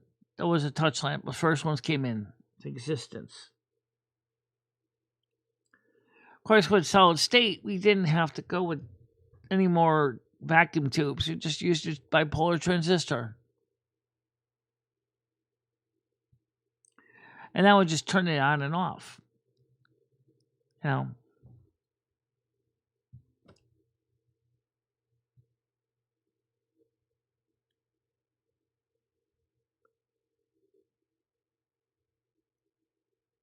Yeah.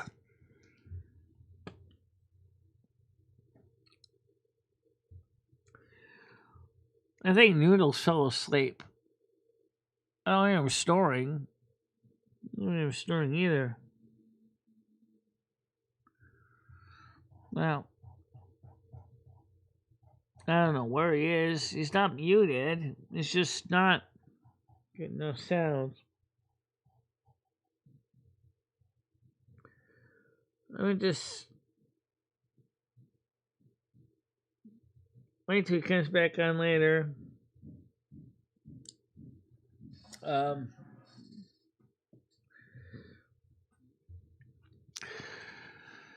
So you want to go get what at the store? You still got about $400 something. I know. I know. I didn't even get paid yet.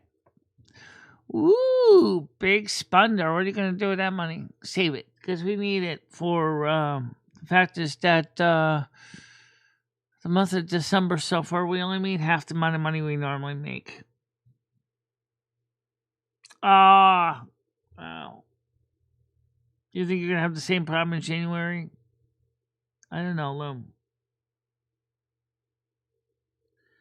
I have no idea. It does worry me, though, because, I mean, the fact is that usually November, December, January is usually when I make the most amount of money. And it's near, the month is almost up. And we are only halfway there towards our normal goal. And, but then again, I'm not the only channel facing this. A lot of YouTubers are facing the same thing. They're just not bringing in the revenue they were bringing in before. So like Noodle said, is you ever thought about becoming syndicated? Well, it's an interesting idea.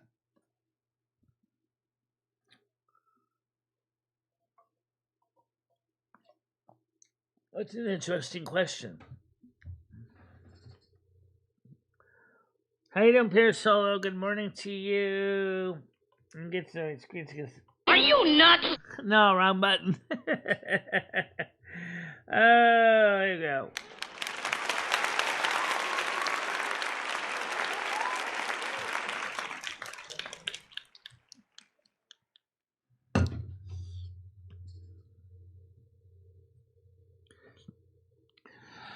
So, yeah, I just, like I said, it's just really weird because it's like, all the stuff that's going on. YouTube has just got rid of about 2 million channels, many of them from Southeast Asia. Not clearly explaining why some of them were removed. Some of them was because of scammy practices, which is understandable. Some of them are demonetized just because they want to.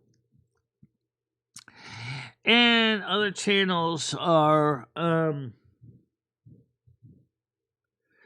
just being removed for no good reason at all.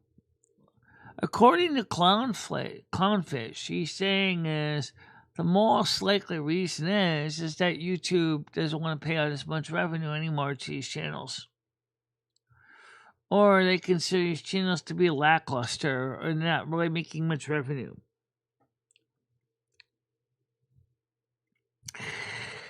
Yes, YouTube, I understand your point, but they're also saying, I think it's suspect there's another piece of the equation that they're not saying, which is they make all this content, but they're not bringing in a lot of revenue. So we are losing disk space, and yet we're not getting good ROI on it, return on investment. That is, we're giving you storage access, but you're not bringing in a lot of revenue for us, i.e., return on investment. In the Southeast Asian channels seem to be scammy. A lot of them are scam-based, especially the ones in India. I don't know what it is about India channels, but they seem to have this kind of scammy approach to life. Yeah.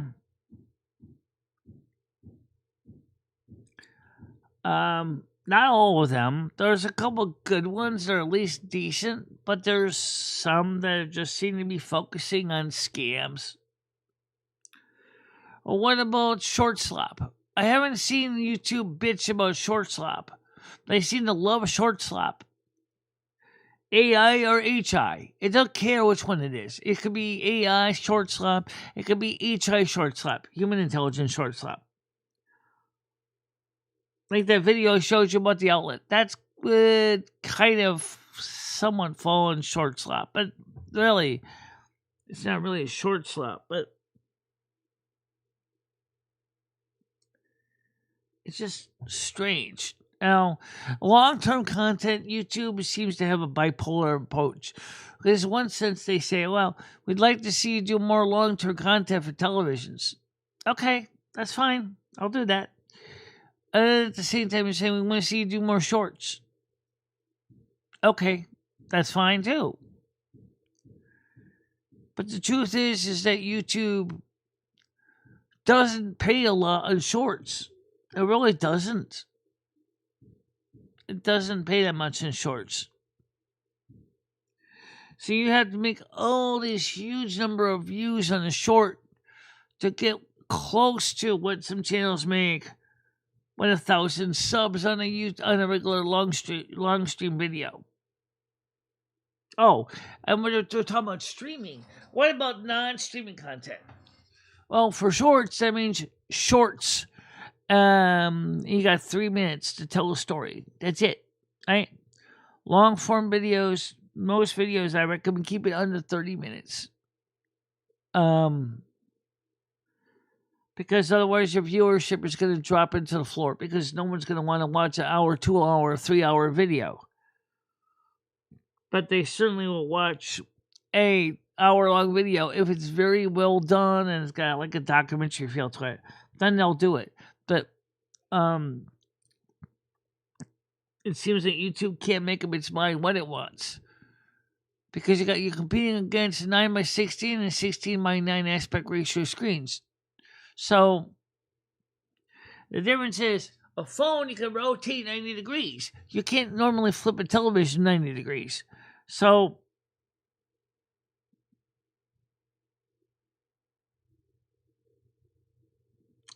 really, well, I wouldn't wear shorts.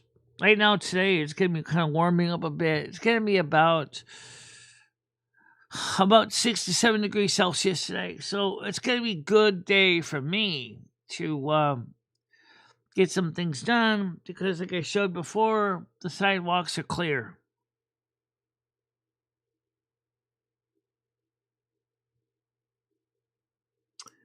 So that's one of the reasons why I'm going to go to CVS and Cummies today. I need my wiggles and jiggles. Anyway, I haven't been outside in a while, and I'm really kind of getting stir crazy in here. No, I'm just going to go outside and just go for a walk. Go to Cummies and CVS, walk back. Maybe I might go ahead and buy a sinful double cheeseburger and French fries. Don't judge me. Maybe I might even get slivered onions on my burger today. Just might want to just spice it up just a tiny bit. You know what? That doesn't sound half bad. Slivered onions on my burger. Yeah. You know what? Live a little dangerous. I'm not allergic to onions. I mean, not that my stomach's going to love me, but I mean, I could eat onions.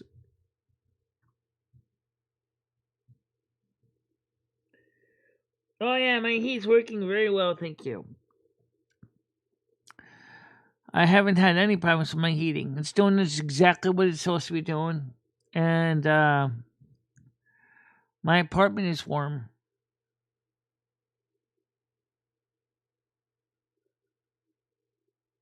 Yeah.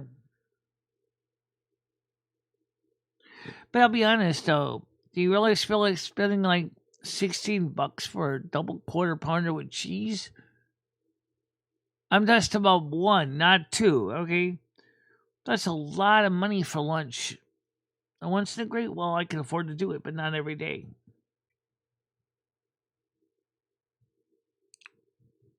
Yeah, my heating's doing what it's supposed to be doing. No one's freezing here. In fact, last night my bedroom was stifling hot. My landlord did some patchwork in my window yesterday. I didn't check to see what he did on it. I think he ran a bead of caulk on it.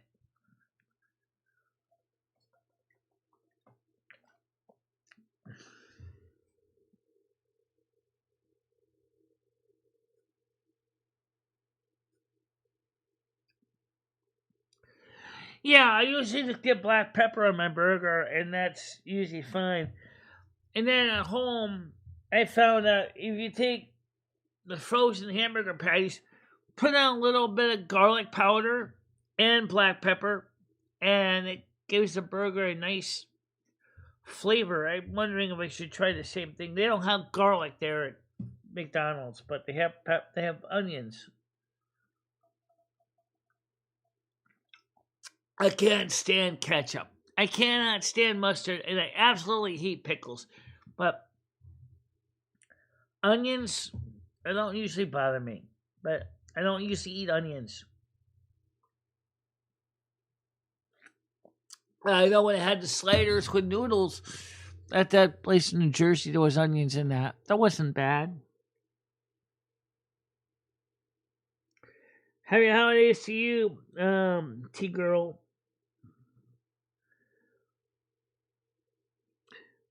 And I hope that you guys are having a good day today. Do you have any free give memberships? Free ones? Yeah. Let me look. Nope. No free ones. Ah. Oh well.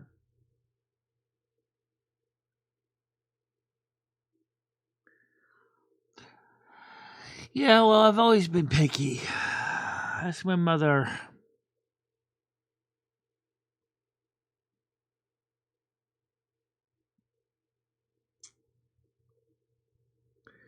Noodles was here a little earlier, but he's got sidelined. And then he sat there. Connection was quiet the whole time, so I finally just dropped him off. I said, well, he can always come back in when he's ready to come back up on panel.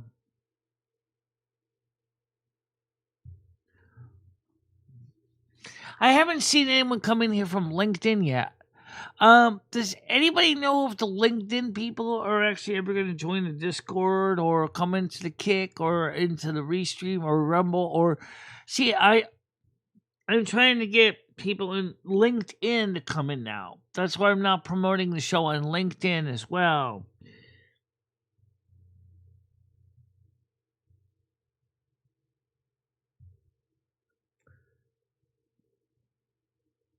Yeah.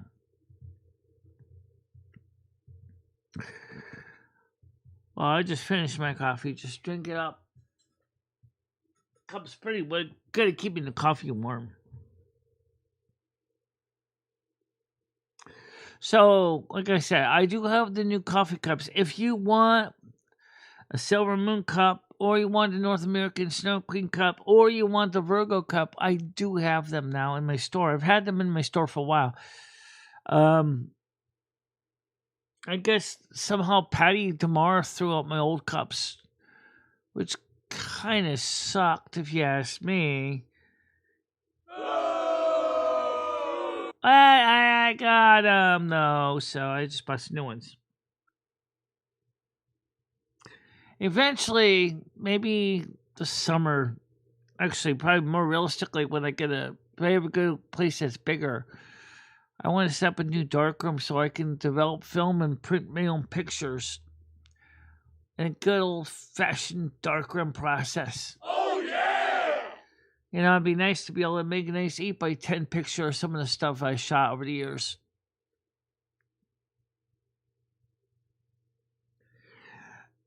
Kind of, yeah. You could say Michelle was looking to get some more employment status. Yeah. Maybe some talent scout might see my show on LinkedIn and go, damn, she can make some good money for our network promoting our products. Oh, yeah!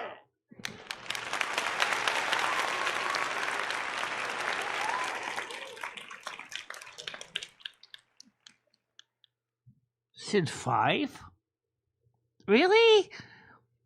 You've been up since 5 in the morning. I want to sleep about 4:15. And you're competing since 5 in the fucking morning?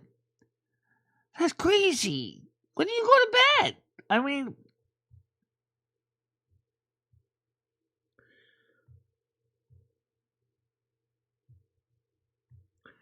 it's not necessarily strictly for employment, but yeah, it definitely is focused more for establishing employment networks. I'm hoping that more people that will see my show on LinkedIn might decide to say, hey, you want to do a collab? Sure. You know, maybe you might want to come, you know, work with me on have sponsor products for the company or something. So, David, at what time do you even go to bed? If you were up at 5, I mean, at least, say, 4, gaming, what time do you go to bed?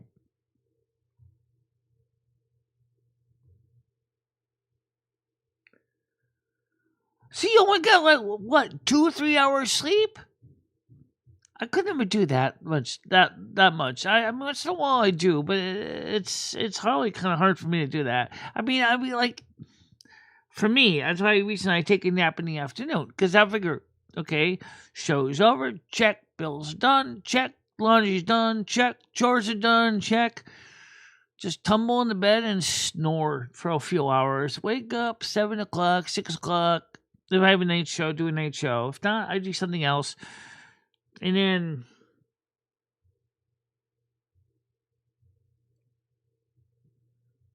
I sleep about 4 to 8, yeah.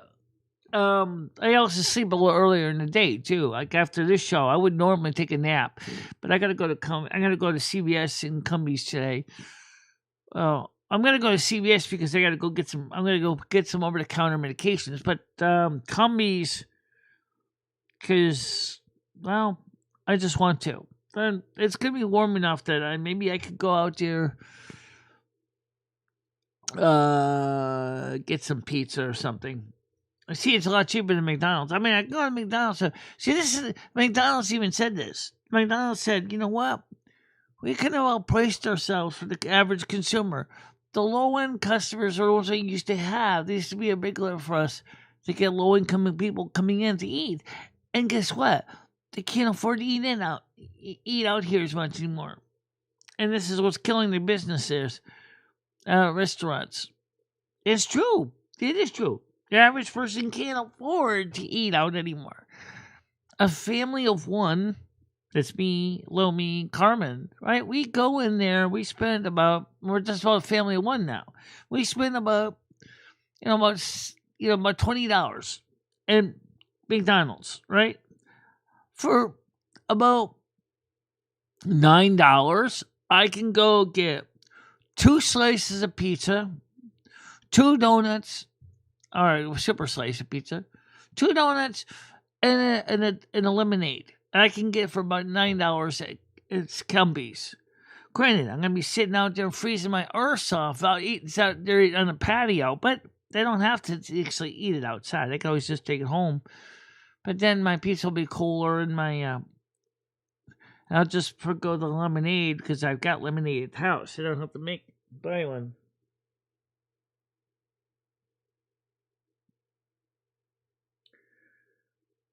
Yeah. Oh, technically ghosts don't sleep. That's true. But yet, human bodies need sleep. It's part of our healing process, our physical restoration. That's when our body goes ahead and it's like the equivalent of the maintenance team comes in, the custodial staff comes in, cleans all the things, all the toxins and crap out of your body. That's what your body does when you're sleeping. Because the system's slow. So I like to think of like that's when the cleaning crew comes in. Mentally and physically. Detoxify your body, takes all the garbage out, dusts, vacuums, make sure your mind is clean. And then you wake up the next day, it's just like opening the door for the employees to come in and say, okay, come on in, guys. Exactly, Chris. That's why I do it there. Because even if it is just plain pepperoni or sometimes a 3 meat, I figure, why the hell? Why would I want to go to McDonald's and spend... I mean, I love quarter pounder with sweet cheese. Please, don't get me wrong. I love them. But seriously, if it's between a rock and a hard place and I'm still hungry, and I do get hungry because I don't eat breakfast until after the show. So I come in, I go to McDonald's, and it's like, okay, I mean, sure, if I'm going to be sitting at McDonald's at the table for a while, I guess it doesn't mind so much.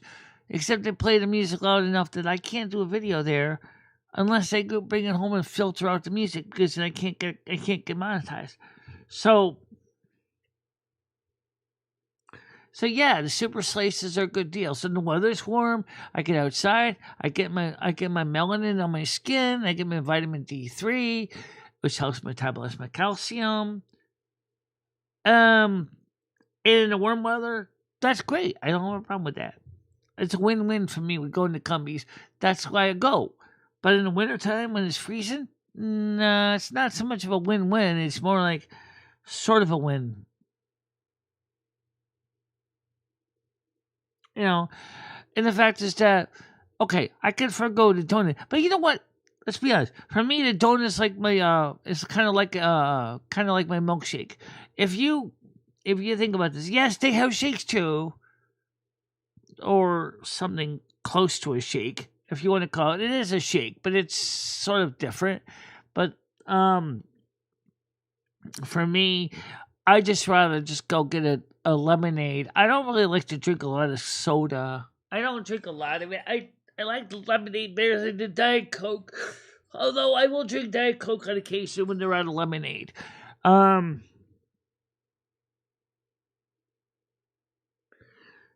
Because I mean, shakes are good at McDonald's.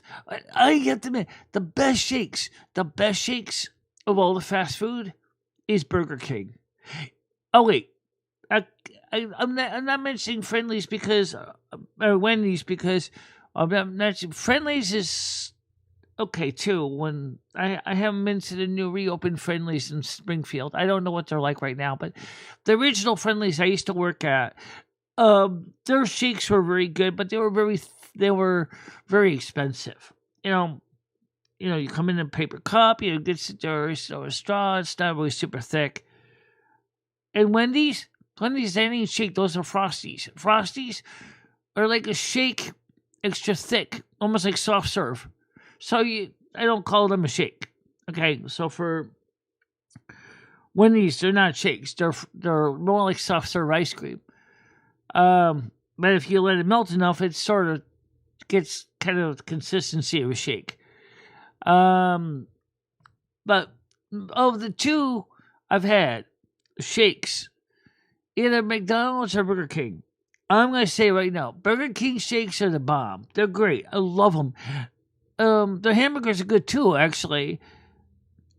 I mean, the flame broiled burger, yes, I definitely love them flame broiled. But you know what? The sad truth is we don't have a Burger King in Winston anymore. So it's not an option for me. I mean, sure, I could order, if I want to have Grubhub or DoorDash or Uber Eats bring me something from Torrington, Burger King to Winstead and pay the delivery charge. But that means your lunch goes up to about $30 just for the same equivalent of when I'm paying at McDonald's for 20 or for 18 because of delivery charge and all that. That's ridiculous. I'm not paying that.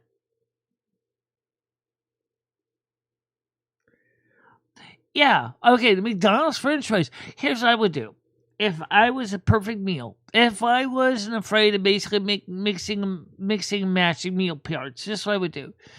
I would get 2 plain double, or just get a double stack from Wendy's with cheese. To a plain one, right? Get 2 plain double stacks. Then go ahead and combine that with Burger King chocolate shake. Combine that with McDonald's french fries.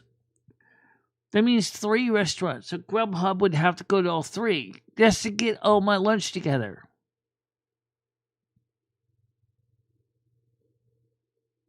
Yeah, but it's not ice cream, it's ice milk. But still, yes. But unfortunately, Dairy Queen's closed for the season. The problem is, until recently, and they still don't have it bench yet. But I didn't tell you about this yesterday. I went to work up for Jimmy, right? I didn't take my walker with me at all. I free walked the whole damn job. Do you know what? I was so liberated because I felt so good because I didn't have to depend on that goddamn walker. Oh yeah! I was doing work pretty much with no walker at all. I was so happy. Oh yeah! Yes. No walker, but then my walker's also where I carry my tools too. So I was in a hurry to get the job done. I didn't even bother to bring my walker. Let me said, well, aren't you gonna bring the walker? I said, fuck it. I just want to get this job done and get home. I said, I think we'll be fine. I was right. We did fine. Went into the hardware store, we picked up the pieces. We went into we got the job done, wiring done, all that stuff. Went into, a couple of the stores without even a walker. Still, because my legs get strong enough that I could do that without the walker. I still like to use the walker because I'm still a little unsteady. But, here's the thing. No walker, free walking, no problem. Of course, when it comes to ice and slush, I do have to be careful still.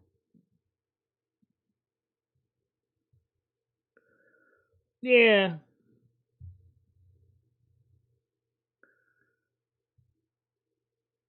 Yeah, they do. Yeah, the grill. Yeah, the brazier. Yeah, the Dairy Queen braziers. Yeah, they have food. Unfortunately, ours doesn't. It's just shakes and ice cream. But ours was built in 1955. Ours is a really old one. The thing was built pretty much right after the flood, 1955. So maybe someday the owner might decide to expand. Maybe he might say, well, you know what, I'd like to have a grill too.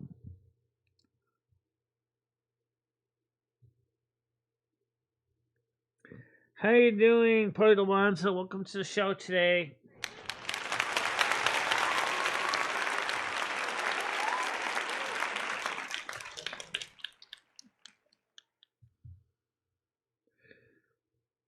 But you know what I love? And you know what? I'm sorry. It is not an American meal thing or American snack. I love those little chocolate balls they have at Banana Brazil. Those things are delicious. But I do also enjoy my cassava and I do enjoy my plantains. Fried plantains, those are good too. And of course, Brazilian barbecue is so good. You guys have got to try it. Yes, there's a Banana Brazil that me and Chris Bliss went to in East Haven, or was a little closer to me, but I think it was really delicious. It was good food. Good food.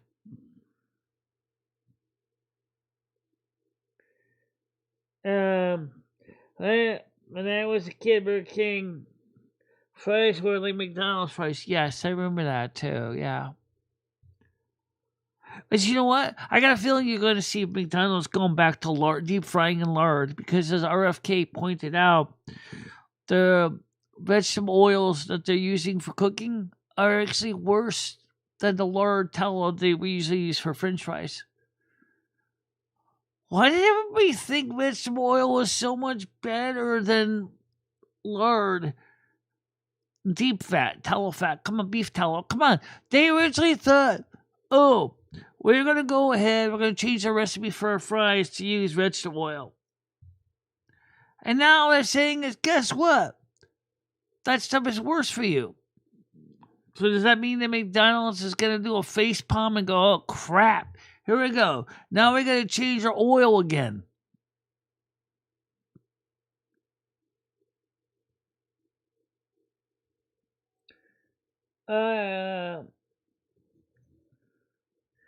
A&W. I never went to A&W. There's not too many A&Ws left. I think there's very few of them left anymore.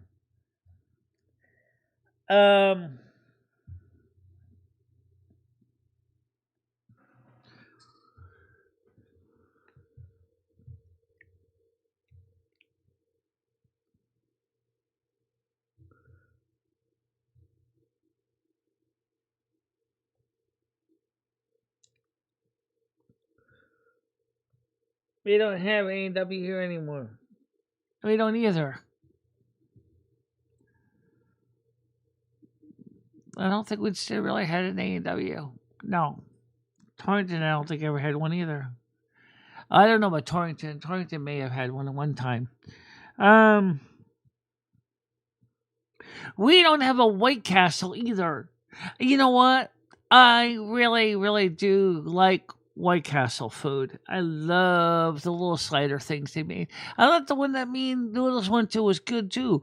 I really do. I think that was a good restaurant. It was good food.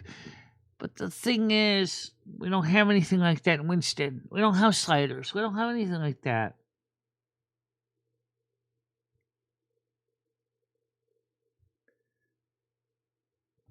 Oh, really? Kind of like Arby's, huh? We got the meats. We got the meats. Everything that you can think of. Roast beef, chicken, steaks. We got the meats. We got the meats. Hey, Arby's. Arby's is good. I'm telling you. Guys, get this. When you go to Arby's, get the roast beef. Get the one with the cheese on it. And the sandwich. That is delicious. Put a little bit of French onion dip sauce on that. Oh, God.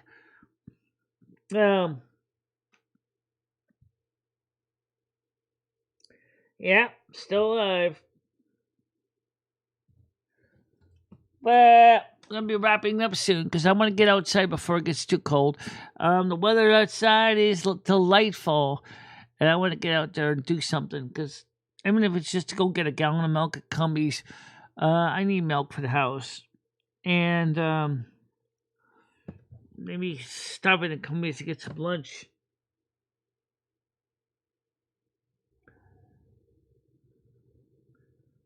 So what did the doctor say is going on, Galaxy Eyes? Anything?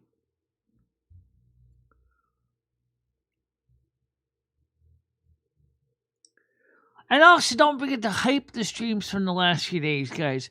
Let's hype them up a lot because you know why? That will really help us get a more recognition. Because I'm like looking at this right now, we're doing pretty good. But we need to really work the viewership up a lot. And remember, I turned off the automatic running ads. So you guys will probably notice that during the live show there's no ads. I mean there's ads at the beginning and ads in the end. But there's no ads in the middle. I turned that off. So you guys could watch it without having the ads interrupting you.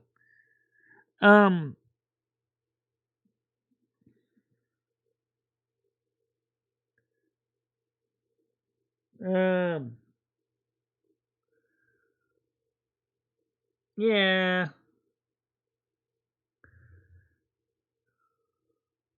Okay.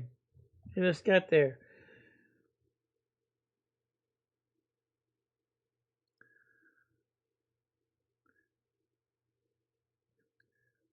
Yeah, I wait in the waiting room, yeah.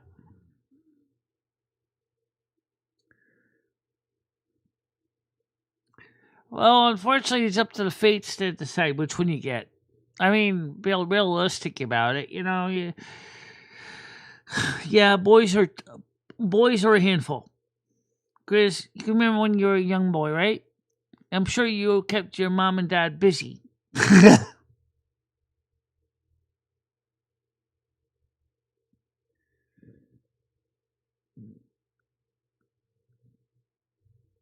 Toxic High says toxic on kick.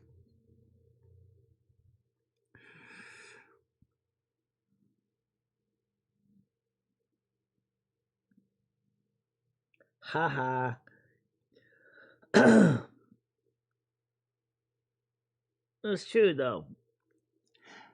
I mean, sure, science is going on now. I can determine if you're going to have a boy or a girl. Oh, we can even use CRISPR. It makes your kid extra crispy. You're probably saying, say what? Yeah, with CRISPR, we can change your gene and genetics to make a potential boy into a girl for you before they're even born.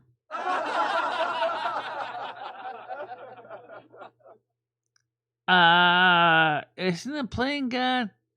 Yeah, but it's fun.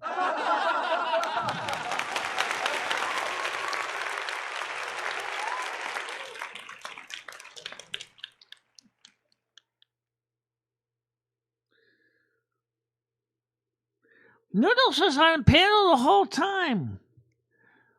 He didn't even talk for over an hour or a half hour, so I finally just figured he fell asleep or something, and then I just dropped him off the panel because he wasn't responding.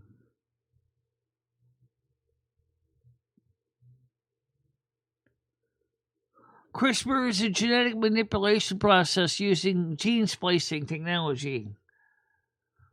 That's how we can modify genetic material of people using CRISPR by modifying the DNA and gene splicing.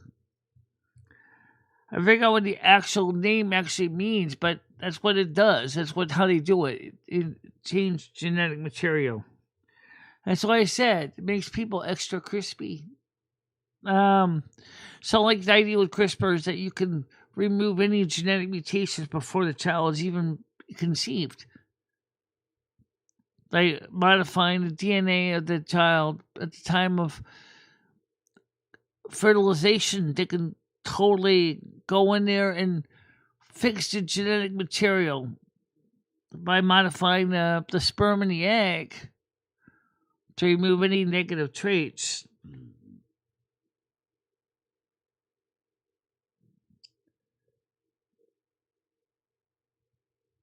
And what did he die doing? Eating?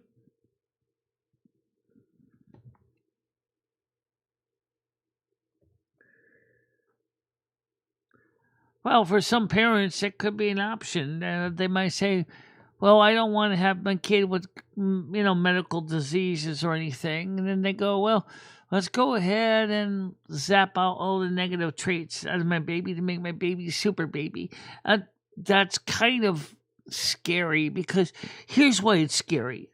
Because you might say genetic mutations are bad, but you realize that the kid, that some genetic mutations actually work out better. That's why our body has them. It's how we evolve. It's how we improve.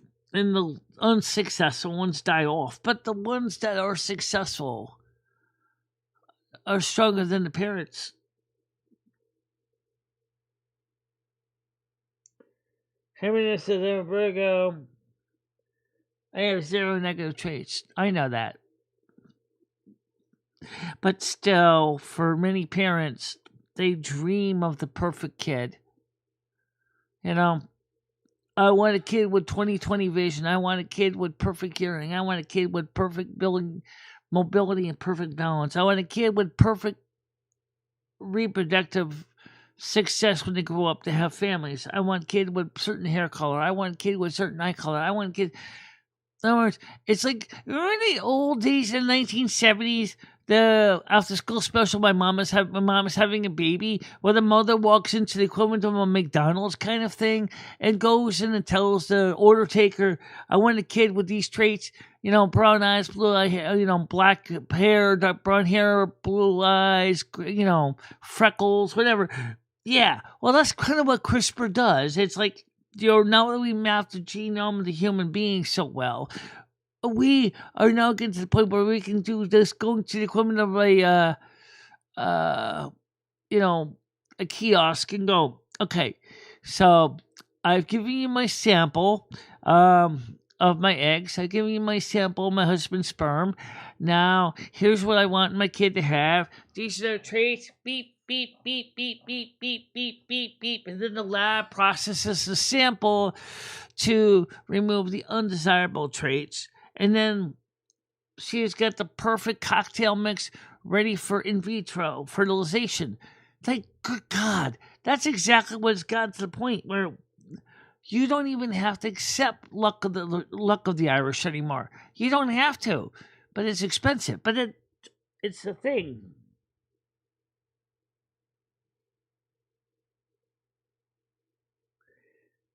Elvis was the king. I hope he does me. God does me better. How you doing, Millie? Welcome to the show this afternoon.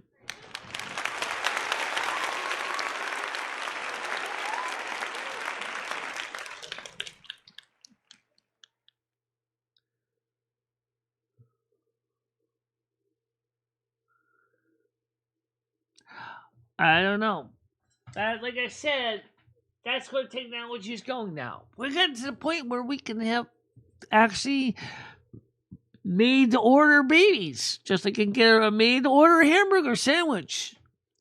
Imagine that, right? Made-to-order lunch, made-to-order kids.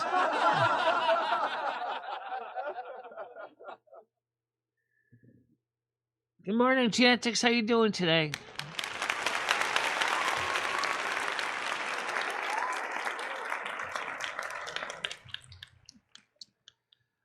Even in beekeeping, there's kind of the same thing selected, traits that the beekeepers want in their bees too, that they try to accentuate the positive to help with making the bees more docile, or encourage them to make more honey, or stronger to stand up to the environmental changes of the weather. Yeah. Can you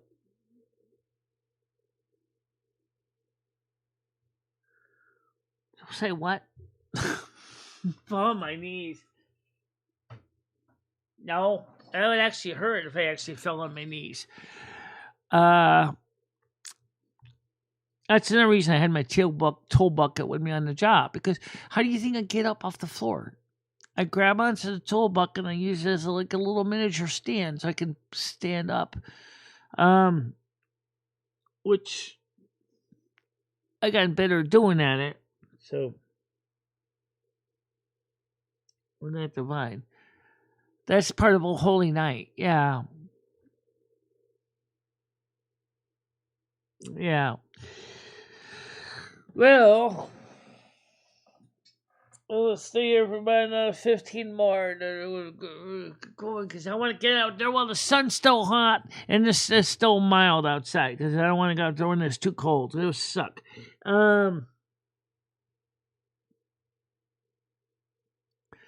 If I fall on my knees, there ain't going to be Idris voices. It's going to be me screaming in pain.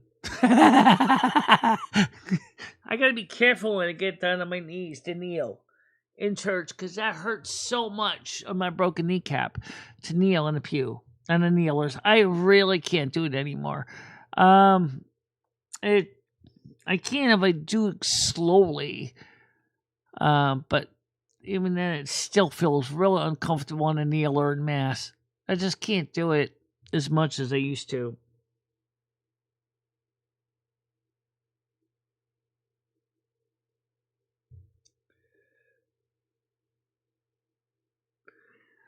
Yeah. Oh, by the way, that's another tariff is on Canadian fertilizer.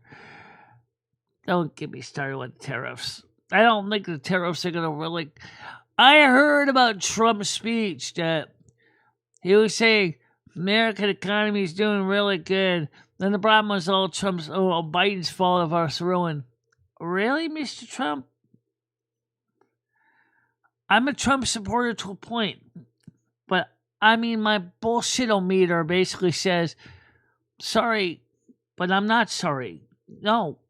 You're just as much. Your proposal is just as part of the bullshit too. Don't tell me that the American economy is doing better. It's not. It's not. It really isn't.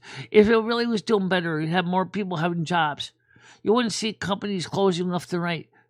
You wouldn't see people struggling to figure out how to pay for things that have the high tariffs on them. American companies would have already been retooling here. We already had new companies here, but it costs time to build up plants and equipment. It's not better. I'm not going to support that bullshit. Don't even go there, Trump. As much as I am a Trump supporter, I'm going to have to call you out there, Mr. Trump. The economy is not better. So stop with the bullshit. I know better.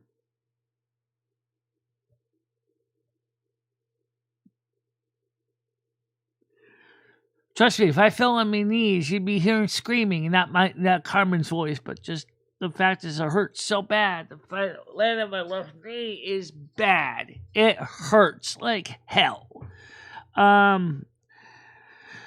So when I get on the floor, I have to be very careful not to overdo it. Yeah, because it's bullshit. That's why. Oh, we're doing better. No, you're not. Stop bullshitting everybody. You're not doing better. Mr. Trump, come on. Don't gaslight America. We don't need this crap. Stop blaming Biden. You made a couple bony decisions to say you've done some bad stuff too. Please understand. Yes, he's a businessman. Yes, for him, maybe he sees a net gain. I'm not seeing a net gain. Americans are not seeing a net gain. And if we go to the store, oh, the price of gas is going down. Wonderful. I'm sorry, I don't drink extra unleaded gasoline. I eat food. And grocery stores and McDonald's, come on, inflation is still high. Convenience stores are, well, not just convenience stores, but the regular grocery store prices are still a little bit high. And the price of wholesale products and food is going up. It's not that now the stores have to raise the prices to compensate. It's not getting better. Fast food restaurants are closing left and right because Americans can't afford them.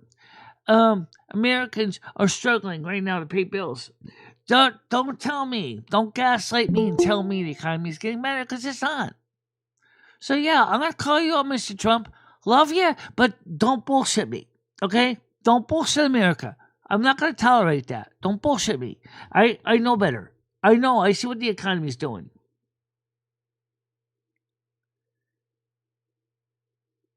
Well, that's good. Well, the American military should have been paid. They were supposed to be. They were supposed to be paid. Hagseth made sure that there was money for the military. But the point is, where's the stimulus check? Oh, that's not necessarily a Trump thing. He did say 2026. I see it's Jimmy's show. He talks about, there's going to be checks coming in the mail before that. Excuse me. No, there's not. There are some states doing their own stimulus checks. That's true. The federal government isn't offering any stimulus check before possibly 2026. So why are these other shows saying, did you get your stimulus check? No, we're not getting a stimulus check until 2026 at the earliest. Stop trying to go clickbait saying, did you get your stimulus check? We didn't have a stimulus check yet. We're not going to get one until 2026. Stop with the gaslighting. Yes, Henry knows. I see you. Okay, Noodles is back. Okay, he's ready to come up now. Okay. Let me get Noodles back on here. Where's my cursor? There it is. Add one. Click on it. Get it. Go ahead, Noodles. Hey, Michelle. Sorry about that before. I had to take care of some business. Okay. I got off a very interesting phone call, Michelle. Uh-huh. All right. And what do you think about Alex Jones, like the real Alex Jones? Well, I think he's pretty knowledgeable on some things. He's certainly trying to keep his eye on what's going on with the economy. Mm-hmm. Would you be willing to go over to Rumble? I already am on Rumble. Okay. Are you willing to possibly do some edited content, Michelle, on Rumble? How so? What kind of content? Michelle, I asked you the other day. I said, hey, Michelle, how about we start up a live stream? It'll be a recorded live stream. We're going to edit it and post it somewhere. Yeah, we could do that. All right. So if I told you that I know someone who used to work for Alex. Uh-huh. And Alex, the real Alex Jones, might be willing to call in or have you call in or maybe possibly show something. Would you be willing to do it? Thank you very much for the follow. Much appreciated. All right, fuck it. Forget it all. Go ahead. Would you be willing to do it, Michelle? To do what? Like content that he could use on his channel? Maybe you calling into Alex, maybe talking about it, calling into a show, giving an opinion based on. No, he does a show about 3 o'clock in the afternoon, which is. Michelle, what if I can get you on the show? That's what I'm trying to get at as a caller. Yeah. I can get in as a caller, but his switchboard gets really busy. I have been on the show once or twice in the past. Let's see. Stop! Please don't put your closet bit closed. This is a brand new dress. Thanks, Brian PC, for the dress, by the way. Yeah.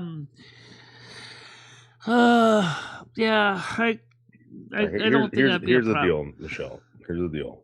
All right. Yeah. We got to leave this shit behind. I'm changing my name. I'm changing the whole whatever to my show. All right. I'm going to be doing YouTube with someone who's coming out of retirement. And I'm wondering if you would want to possibly participate in these shows, Michelle. Probably. Most likely. What kind of content does he do? Well, we're going to talk about this in private. Maybe I'm going to talk about it to you on Friday. I'm going to show you. I'm going to show you what's going on. I could send you a couple of videos. And yeah, we can talk about it on Friday because it's going to be a wet, soggy day. Maybe after the morning show. But Michelle, I'm just letting you know this might have to revolve around other people's shows. Okay. This might have to revolve around other people's shows. No, Michelle. I already figured it's because I don't know what the schedule's going to be. I have to figure that out.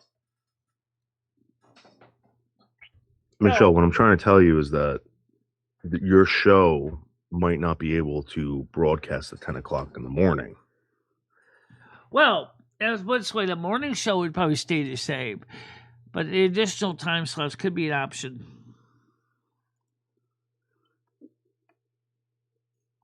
All right, Michelle, here's the deal. All right. If I can pull this off, right, and it works, and this guy wants it, all right. Okay. And let's say we're making $5,000 a month doing it. Okay. I will give you some money, Michelle. All right? Okay. But the thing is, Michelle, you're not going to be able to do your show at 10 o'clock in the morning. Oh, for me, my morning show is actually very much part of my regular routine. So I would still prefer to keep the morning show going because that's still part of my morning routine. That's like for me. It's like waking up and having my coffee. That's just like is routine. Okay, so Michelle, how about this? If like I say, hey Michelle, we got to do this at 7 o'clock, and you tell me I can't because I got to talk to Gaming Fairy, we can't have that. Well, 7 o'clock at night is usually not a problem. Michelle, listen to me. You're not understanding. I can't have Gaming Fairy being the reason why you can't participate on these shows. Because they're gonna tell me fuck that, and they're not gonna do anything. Michelle, you understand what I'm telling you? I do, but I also, like I said, is also what about our Saturday discourse? Honestly, you can fuck the Saturday discourse. It really doesn't bring in that many views. Really, it doesn't. So most of the week, Michelle is totally free at night. Yeah.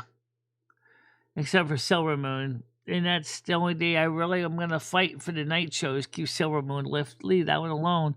Michelle, there's someone that is willing to come out of retirement. I heard that. I got that. All right. And this person asked me, what do you think you'd want to do? And I told them, and I brought you up. Uh-huh. Okay. So if this happens, Michelle, that means that you can't tell me that I can't do this tonight because I got to talk to Gaming Fairy. All right. So did you tell him, what does he want to cover? What topics? Well, here's the kicker, Michelle. Here's the kicker. Remember how you were very much interested in like the Art Bell type live streams? I'm not. Anunnaki. Yes, I am. I am interested in a lot of that stuff and the George Norrie stuff. Yes. Okay. All right. So then I think you'll be very, very, very, very pleased with the type of stuff. Right. Okay. So we're talking about George Norrie type content, aliens, paranormal, things that also others on our channel probably would enjoy too. So what I need from you is I need you to be able to appear at a specific time when we send you a link, Michelle. Do you understand? Yeah. As long as I know ahead of time so I can put it in my calendar so I don't forget, I'll be all set. So if it's like at a certain time of the week, say Monday, Wednesday, and Friday, for example, okay, I could do it. Okay. But I mean, I would just want to know if it's a regular scheduled thing, then I could plan ahead accordingly. And then when this might possibly be a syndicated thing, Michelle. Yeah, I got that. All right. And I'm not saying that like I'm the head guy or anything like that, but I tried to get you involved with those people over at Compound Media. You didn't want to do it. Yeah. All right. This is like they were part of the Compound Media. Okay, I remember that. Yeah, that I didn't. All right, that never happened because you didn't want to do it. I know that never happened. Okay. I remember that. Okay, so what I'm trying to tell you is that Alex Jones is about to. I'm not going to tell you. There's something about that, Michelle. Someone's coming out of retirement, and there's going to be a show, right? And they're looking for people that are willing to participate, and it's paid, Michelle. That's what I'm trying to get at. Okay, I got that. No problem. Right. And I can't, if I reach out to you, Michelle, if I reach out to you and say, Michelle, I need you at 8:00, and you tell me, Dave, I can't do it because I gotta talk to Gaming Fairy at 8:00 tonight. I got this. That can't happen. I don't know. Like yesterday, I actually talked to Gaming Fairy about 6, actually. But yeah, I know what you're saying. 8:00 would be fine. That works out for me. It's not that they didn't want to do it. She didn't show any enthusiasm. I tried to get her over there, and this is the thing. Bonza, here's the real deal. You gotta sell yourself to these people, right? You gotta provide something.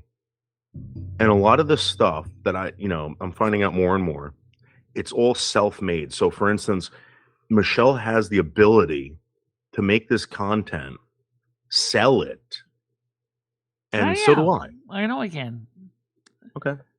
Look at what we established in my morning show. It's more of an informal environment, but we still bring in views. We still get donations. But yeah, that's not the main meat and potatoes of what I could do. I do more than that. Look, I do want to get into spirituality. I do want to talk a little bit about the paranormal. I do want to cover some political news, up in the editorial pieces. I don't mind doing that. Like I just pointed out, like about last night, Trump's speech. I called him out on that. I said when he said the American economy is doing better, because I told him straight. I said no, it's not, and I said stop gaslighting America, Trump, because I'm sorry. Go ahead. I'm just looking at something real quick. Sorry. Go ahead, Michelle. Well, I was just gonna say because, like I said, I heard about the speech last night where Trump said America's doing better. I said that's bullshit. No, it's not doing better. So, I mean, I'm not afraid to call a spade when they have to. Because in this case, I said, my bullshit-o-meter just got pegged when they heard about Trump's summary of how he said America's doing better, it's all Biden's fault. I'm like, no, sorry. You're kind of to blame too. Your timing was kind of inopportune for America. If America was doing so damn good, why are restaurants closing? Why are shops, why are mom and pop stores closing? Because why is America living paycheck to paycheck? Mm-hmm. You get it, right? You get it. I know you do. Oh, no, I absolutely get it. You're right, Michelle. So, can I possibly show you something? Yeah, sure. It should be on the screen. Do you want me to show the public too? Not yet. I'm gonna show you something. Okay. I'm gonna show you something, and I want you to tell me if this is possibly. Let me make sure that I got the right thing. Hold on. If this is something you might want to do. All right. Okay. Let me just get this up real quick. All Make right. sure we got it. You want me to show it on the screen? Don't show it. No, don't show anything yet. Don't show anything. Okay.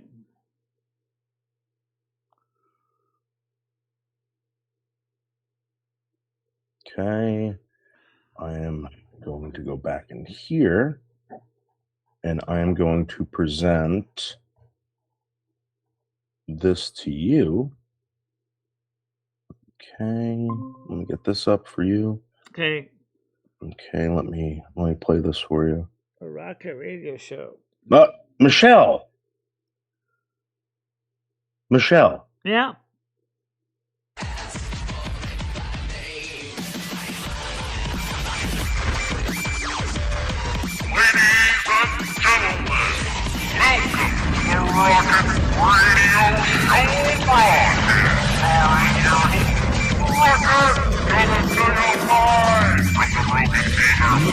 Record button, Sam. How you doing, Sam? I am doing. Stop yelling, Rocket. I am doing great. You know, I realized the other day. How does one spell Jehoshaphat? I'm not sure. We were trying to figure out. You think you could participate in something like this, Michelle? Let's see. What are they talking about? That's not what the political editorial pieces looks like. Holy fucking tamale! Did you notice that we have a red? Better dead than red. We have a red common. Probably. I might give it a try anyway. Yes, darling. Okay, so let's fast forward through this. Yeah, fast forward. That you had finally noticed. Hello, Fast forward through this. Sam. It would be stuff like this, Michelle, and all you would have to do is either make an appearance or be able to allow them to use something that you've already made. Yeah. You see how fast paced this is, right? Yeah, I see it. Okay. So would you be willing to participate in a live version of this? That are delusional. I mean, you could show people now, They're still Michelle. in their 20s and don't realize You can show people now. don't care anymore. Well, I'm They sorry. don't care anymore. Once you hit a wall, All right. they move on. And you know, women don't understand that they have such a tiny clock ticking that the fertility window is really, really narrow. They're fucked. Angelina Jolie is 41 years She's old. she's And washed up. I think that she has hit her wall. Brad Pitt continues to get. You can bring it up, Michelle. You can I choke see me. stuff all Okay, the I time will. where they got Give me a old second here. broads. What is it that I just saw was posing? Oh, Sigourney Weaver. No, she's fucking good looking, man. I know. That's what I thought. I don't think she's But ever when they been got her good doll, looking. This is from a dimensional while ago, space guys. stuff, This is from like She's got crazy I want to say like eyes. 12 years ago. Galaxy Quest. She's got blonde hair and push-up tits. She's good looking. So is it her tits or her face? Because It's her whole package. no, she's Sigourney got Weaver weird has eyes. moments. Otherwise, she's kind of butchy. No doubt. I was trying to think of who it was. But they like to drag out 50-year-old broads and 45-year-old broads, and then they'll why is there so much Viagra? And try to shame men for M60, my show would remain my Truth is, show. it just- I'm not going it's to all do visuals, what based Keemstar did to on, his own people's individual for channels. sexual stuff. No, this will be What women this will think be is in great, the men Alex think Jones is boring, realm and of what men think is of great, radio women and think is syndication, Michelle. offensive. Right. It's so strange, you know. And No, fuck I think fuck Men Keemstar. want nasty We're going dudes Alex sweating Jones, nasty Michelle. There's only dudes, one men thing. Can you who pause it for a second? tattoo There's nasty only Yeah. one thing I Yeah, don't like- like Women in the will way be- that show is. There's a lot of, Shaking your feet right. there's a lot of background noise with it. You can hear like they have the sound This effects. is again. This isn't the show. This is what the show Is was, about. and they're mixing it together, Michelle. So just so you know how the show is, it's a very fast-paced show, Right. and there's current events, topics, and they want you and your opinion based on, for instance, they were talking about Angelina Jolie at the time. She's a wash-up actress. No one fucking gives a Right. shit. Right. She's I a know communist Angela piece of Jolie. shit. Yeah. Yeah. Yeah. Okay. So basically, they want me to shoot my mouth off like I usually do in the morning show once in a while. Yeah. Yeah. And I'm thinking about trying to maybe get Justin involved, etc. As Yeah, they're because plus some of these Russian symbols, Russian pictures that they're using as examples here. So yeah. They'll say on the ad for that, right? Better than an orgasm. Better than sex. And he's like, really? Let's go down the list. What else? Oh, flowers. Okay, cool. The big giant flowers at work. Better than sex. So if anyone's Oh, an Alex Massage. Jones fan, stones. if anyone's an Alex Jones fan, they know exactly who this is. This guy's coming out of retirement. Show. Speaking of Alex Jones, is he still on YouTube? Because I didn't check to see if his channel still exists on YouTube or if it lost his channel again. According to this guy, Alex Jones is rebroadcasting his stuff, but it's going live on, I think, like Rumble or something like that. So I know he's on Rumble. And I know he's on Kick. I believe Alex Jones is also now back on YouTube again. mhm.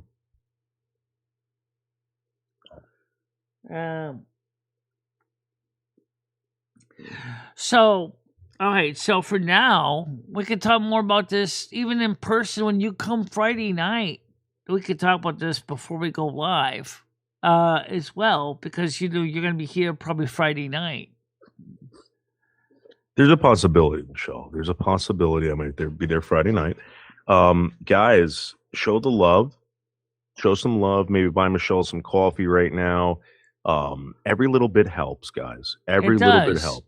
Because Show right the now love, guys. we're making about half what we make normally during this time of the month. We only made about $230. Now, we're not asking for $300 donations or anything. I'm just asking for a cup of coffee. You like the content today, guys? Please show some love to Michelle And Marie don't Delaney. forget to hype the show too, because hyping, I know not everybody knows how to hype it, but yesterday's stream is hypeable. The stream before that was hypeable. Hype the shows up. Hype. Hype, hype, hype, hype, hype, hype, hype, hype, hype, hype, hype, hype, hype, hype, hype, hype, hype, hype, hype, hype.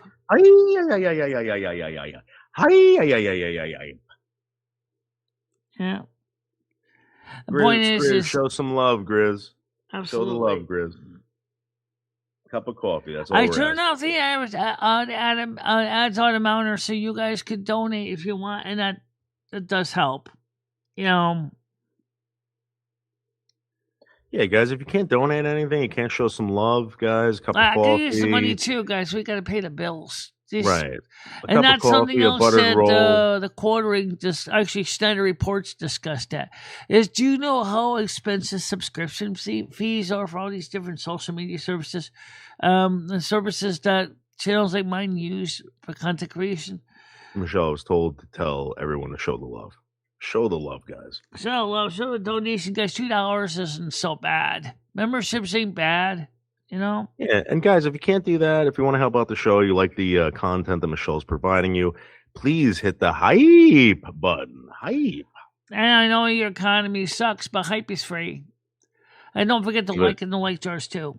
Right. Give a like, give a thumbs up, guys. Like, share, and subscribe. Absolutely amazing. Every little bit helps. And don't forget guys. to turn on the bell. Yeah, the good old bell. The little ringy dingy. I should have pressed the wrong button. Okay, there we go. Yeah, there we go. There we go. Don't forget to turn on the bell notifications. I don't have an actual bell, but Bella. so you know when the show is live. Bella. That's much appreciated if everybody does that.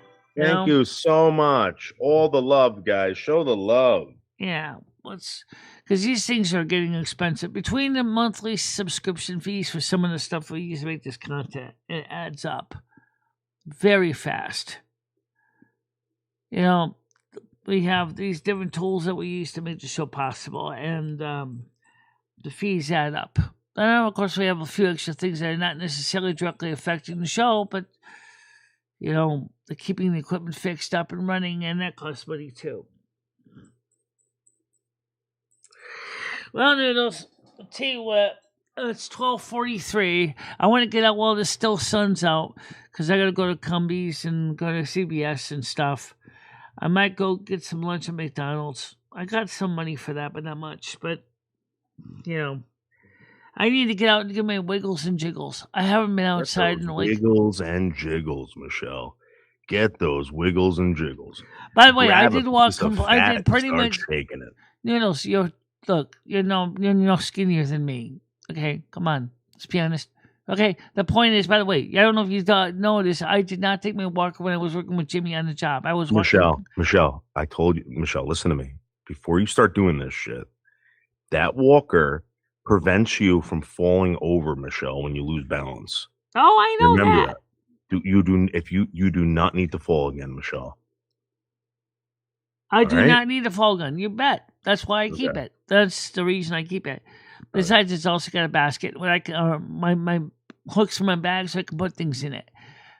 But what I mean is, yes, I didn't even take the walker with me at all when I was working with Jimmy. I was completely free walking the whole damn job. Right, you and your independent ass, Michelle. Michelle, listen, when Jimmy's around, Michelle, you can do that, I guess, and blame Jimmy, but don't do that when I'm around. You're gonna come with your walker. I can't have you doing that. Notice you're gonna hold my hand when we're walking. Yeah, but I'm also trying to strengthen my legs too. So, Michelle, give a big shout out to Alex Jones and everyone coming out of retirement. They're hitting YouTube hard this year, very, very hard. Yes, they are. There was over 2 million channels deleted in the last few months. 2 million YouTube channels. Boom, they're making way for Alex Jones. Alex Jones coming back. 2026, guys, is going to be absolutely amazing. Alex Jones is back. He was reinstated to YouTube as far as I know. He's still in there too. Well, Alex Jones wants to do a full media blitz on YouTube, and people are coming out of retirement, Michelle. Yeah. Because people realized that enough of this bullshit left this millennial garbage. Right. That's why. We're tired of it. We're tired of YouTube trying to be so generation millennial garbage. Oh, look, Michelle. The tease, known as hammer and nails. I have to donate tomorrow. My new phone not signed into PayPal.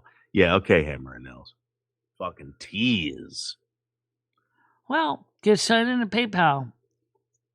It's not that hard. Just enter your username, password. Boom, boom, problem solved. Then you go in, you just set up your phone. Cash App works too. Don't forget that, guys. Cash App works. YouTube works. Don't forget to buy stuff at the store. Coffee mugs, t-shirts, we have those too. Don't forget that. That's an option. You can get stuff at the store. Boom, boom, boom, boom, boom. There you go. So don't forget to check out the store. Maybe you might want the coffee mugs. The Virgo coffee mug is worthwhile. It's cute. It's $11.99. Because it's not bad. You want the Silver Moon cup? $11.99. You want the t-shirts? Got those too. There's a lot of good stuff in there. That helps. I don't make a huge profit on them, but it still counts. And in fact, I will be promoting. I will try to add the products to the store listing for today, this afternoon, so people know that I did feature the T-shirts, book bags, lunch boxes. Well, I don't candles. I have t-shirts, I have hoodies, I don't have book bags. Or Michelle, what about if we made those those religious candles? Can we possibly make those and sell those with your face on it? I think that would be awesome. Candles, glass candles. I mean, you put the Virgin Mary, instead of putting the Virgin Mary, we just put your face on it. Yeah, you could do that, but it's an option. Get your own Michelle Marie Delaney sacrifice candles when you want to just sacrifice something. They also can make custom throw pillows with my logos on them too. No dildos. We don't want any dildos going inside of anyone with Michelle Marie Delaney's face. I'm talking about things you probably might want to buy. That won't be embarrassing. But and also I do want to make a cassette and CD and vinyl album with some of my music on it. Well, here's the problem with that, Michelle. No one listens to CDs. Actually, some people are buying CDs again. Who the hell has a CD player? A lot of people have CD players, and some people are buying cassettes now too. All right, Michelle, imagine and picture this. All right, Saturday night, 7 p.m. Michelle Marie Delaney goes live. It's a free for all. People are gonna go roll some joints, spark them up, turn the lights down low. That's what we do in Discord already. Shut up, and light your Michelle Marie Delaney candle. And the scent. What kind of scent would you use, Michelle? I don't know. Maybe lavender or jasmine. Lavender, sandalwood, tobacco, and whiskey. CDs are losing favor again, really? Yeah, no, Michelle. No one's got a CD player. That's what I'm trying to tell you. I know cassettes are a big thing. People want cassettes, and as far as vinyl, that's still a big thing too. But the problem with vinyl is that the cost per unit is still kind of high. I'm not going to be able to make a lot of records and have a lot of them in my inventory. If I have a second store related to Teespring on my channel, but I have to start inventorying vinyls, it's going to cost me. All right, Michelle. I think Friday, Saturday, I think we're going to start rolling out the candles, Michelle. To get everyone prepared. I don't have any candles yet, Noodles. I have to set up a whole separate store in Wix for that. Because Teespring Michelle. We can get a company to make these for you, print them up. Again, just these religious candles with your face on Mary's. Right, I know that. But maybe Jesus. Unfortunately, this is what I was trying to explain. Teespring is the only one that makes it to order. If I have a store that also supported by YouTube, which is Wix, I think it's Wix, I have to have the inventory in my warehouse. I have to keep the stuff in stock. So, like, for example, if I were to sell, say, candles, let's say we got, 10 candles, say, for $10. Don't they have, like, a pay to order? Like, if you pay for it, like, you order it, they make it. Don't they have a company that does that? It just fulfills the order? The way it works in reality is like with Teespring, like when you order a t-shirt or something and make it and then sell it to you. But for some shops, I'm going to have to pre-make it and put it in warehouse, like the warehouse you work at. kind of thing, but a lot smaller, obviously. No, Michelle, that's not how online business goes anymore, Michelle. They make it on demand. So, guys, if you want the Michelle Marie Delaney candle, we can get it for you. Teespring makes it on demand. Absolutely. Yeah, that's the type of stuff that we want, Michelle. But if we have to start selling things that they don't make on demand and start having to warehouse things like records and tapes to get the value discount. So, like, for example, let's talk about cassettes. I can get 10 cassettes or 25 cassettes made with boxes for maybe about $5 each. That's true. That's true, okay. Guys. So if I buy 25 cassettes, that's going to be $5. It's going to be, let's see, 522, 1. That's like $300 and something dollars for 25 cassettes to sit in my warehouse, which in this case probably might be my closet. And then I have to send out to each customer individually. I mean, sure, the website takes care of the orders, but I still got to ship them. I still got to put them out there. And I still have to keep track of What's Gidgey's channel called again? Low-Cow Renegade? What's that? What's Gidgey's channel again? Low-Cow Renegade or something? Low-Cow Queens. No, I think it's Renegade. Oh, that's right. You changed it. It's Low-Cow something. What is Gidgey's channel name, guys, that she works on now? A Rebel. Low-Cow Rebel. Low-Cow Rebel. Okay, Low-Cow Rebel. Okay, so the point is that, yeah, we could do vintage stuff. Elijah Craig. Michelle, why don't we review some Low-Cow Rebel? It's an innovation you can still taste in every glass. Warm. You want to do that? I mean, you don't have anything going on. You got me thinking. There comes a point when you have to reassess. Well, I'll tell you what, Noodles, right now, I want to get going while the sun's still up. I'm burning daylight, and I want to get some things done because I need to get outside and get some wiggles and jiggles. Michelle, Gidgey just did a Low-Cow Rebel. Yeah, well, I don't watch Low-Cow Rebel, so... Why not? Because it doesn't interest me. You know, it just doesn't, Noodles. Let's kick this shit off. All right. Anyway, listen, guys. Good morning, guys, Noodles, please don't play the content because, Keemster doesn't play games anymore. I'm a Low-Cow Rebel. Noodles, stop.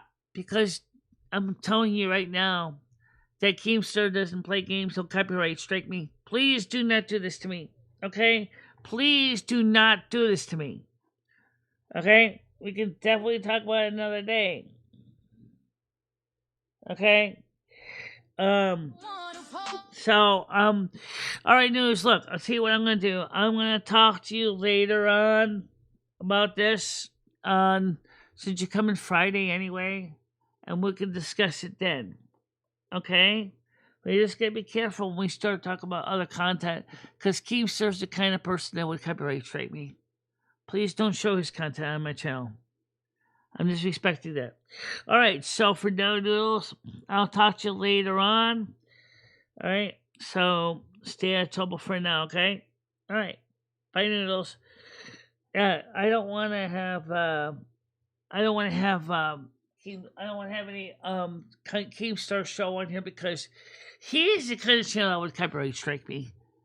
I'm sorry, but I really mean it. He's the kind of channel when I would do that. And I don't need that. I'm willing to work with this other guy, but I mean, you gotta do it the right way. Sorry to be. Thank you very much. Appreciate it. Here you go, Michelle, grinning face with smiling eyes. Okay. Thank you. I guess that still counts. Yes, it does.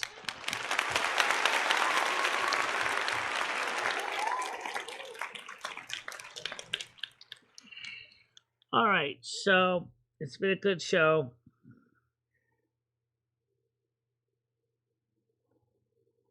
Maybe not, but I don't want to find out he changes his mind. But we got to be careful with that stuff. Internet's really weird. And the copyright music that was from the Rockets broadcast, I might have to filter that out too, guys. So if you see the chat's gone, you know why. It's just the stupid YouTube thing. All right, so let's get the blessings in. We got way to get outside and get stuff done. Oh, yeah! Get outside and wiggle and did some exercise in sun today. Oh, yeah! You bet we is.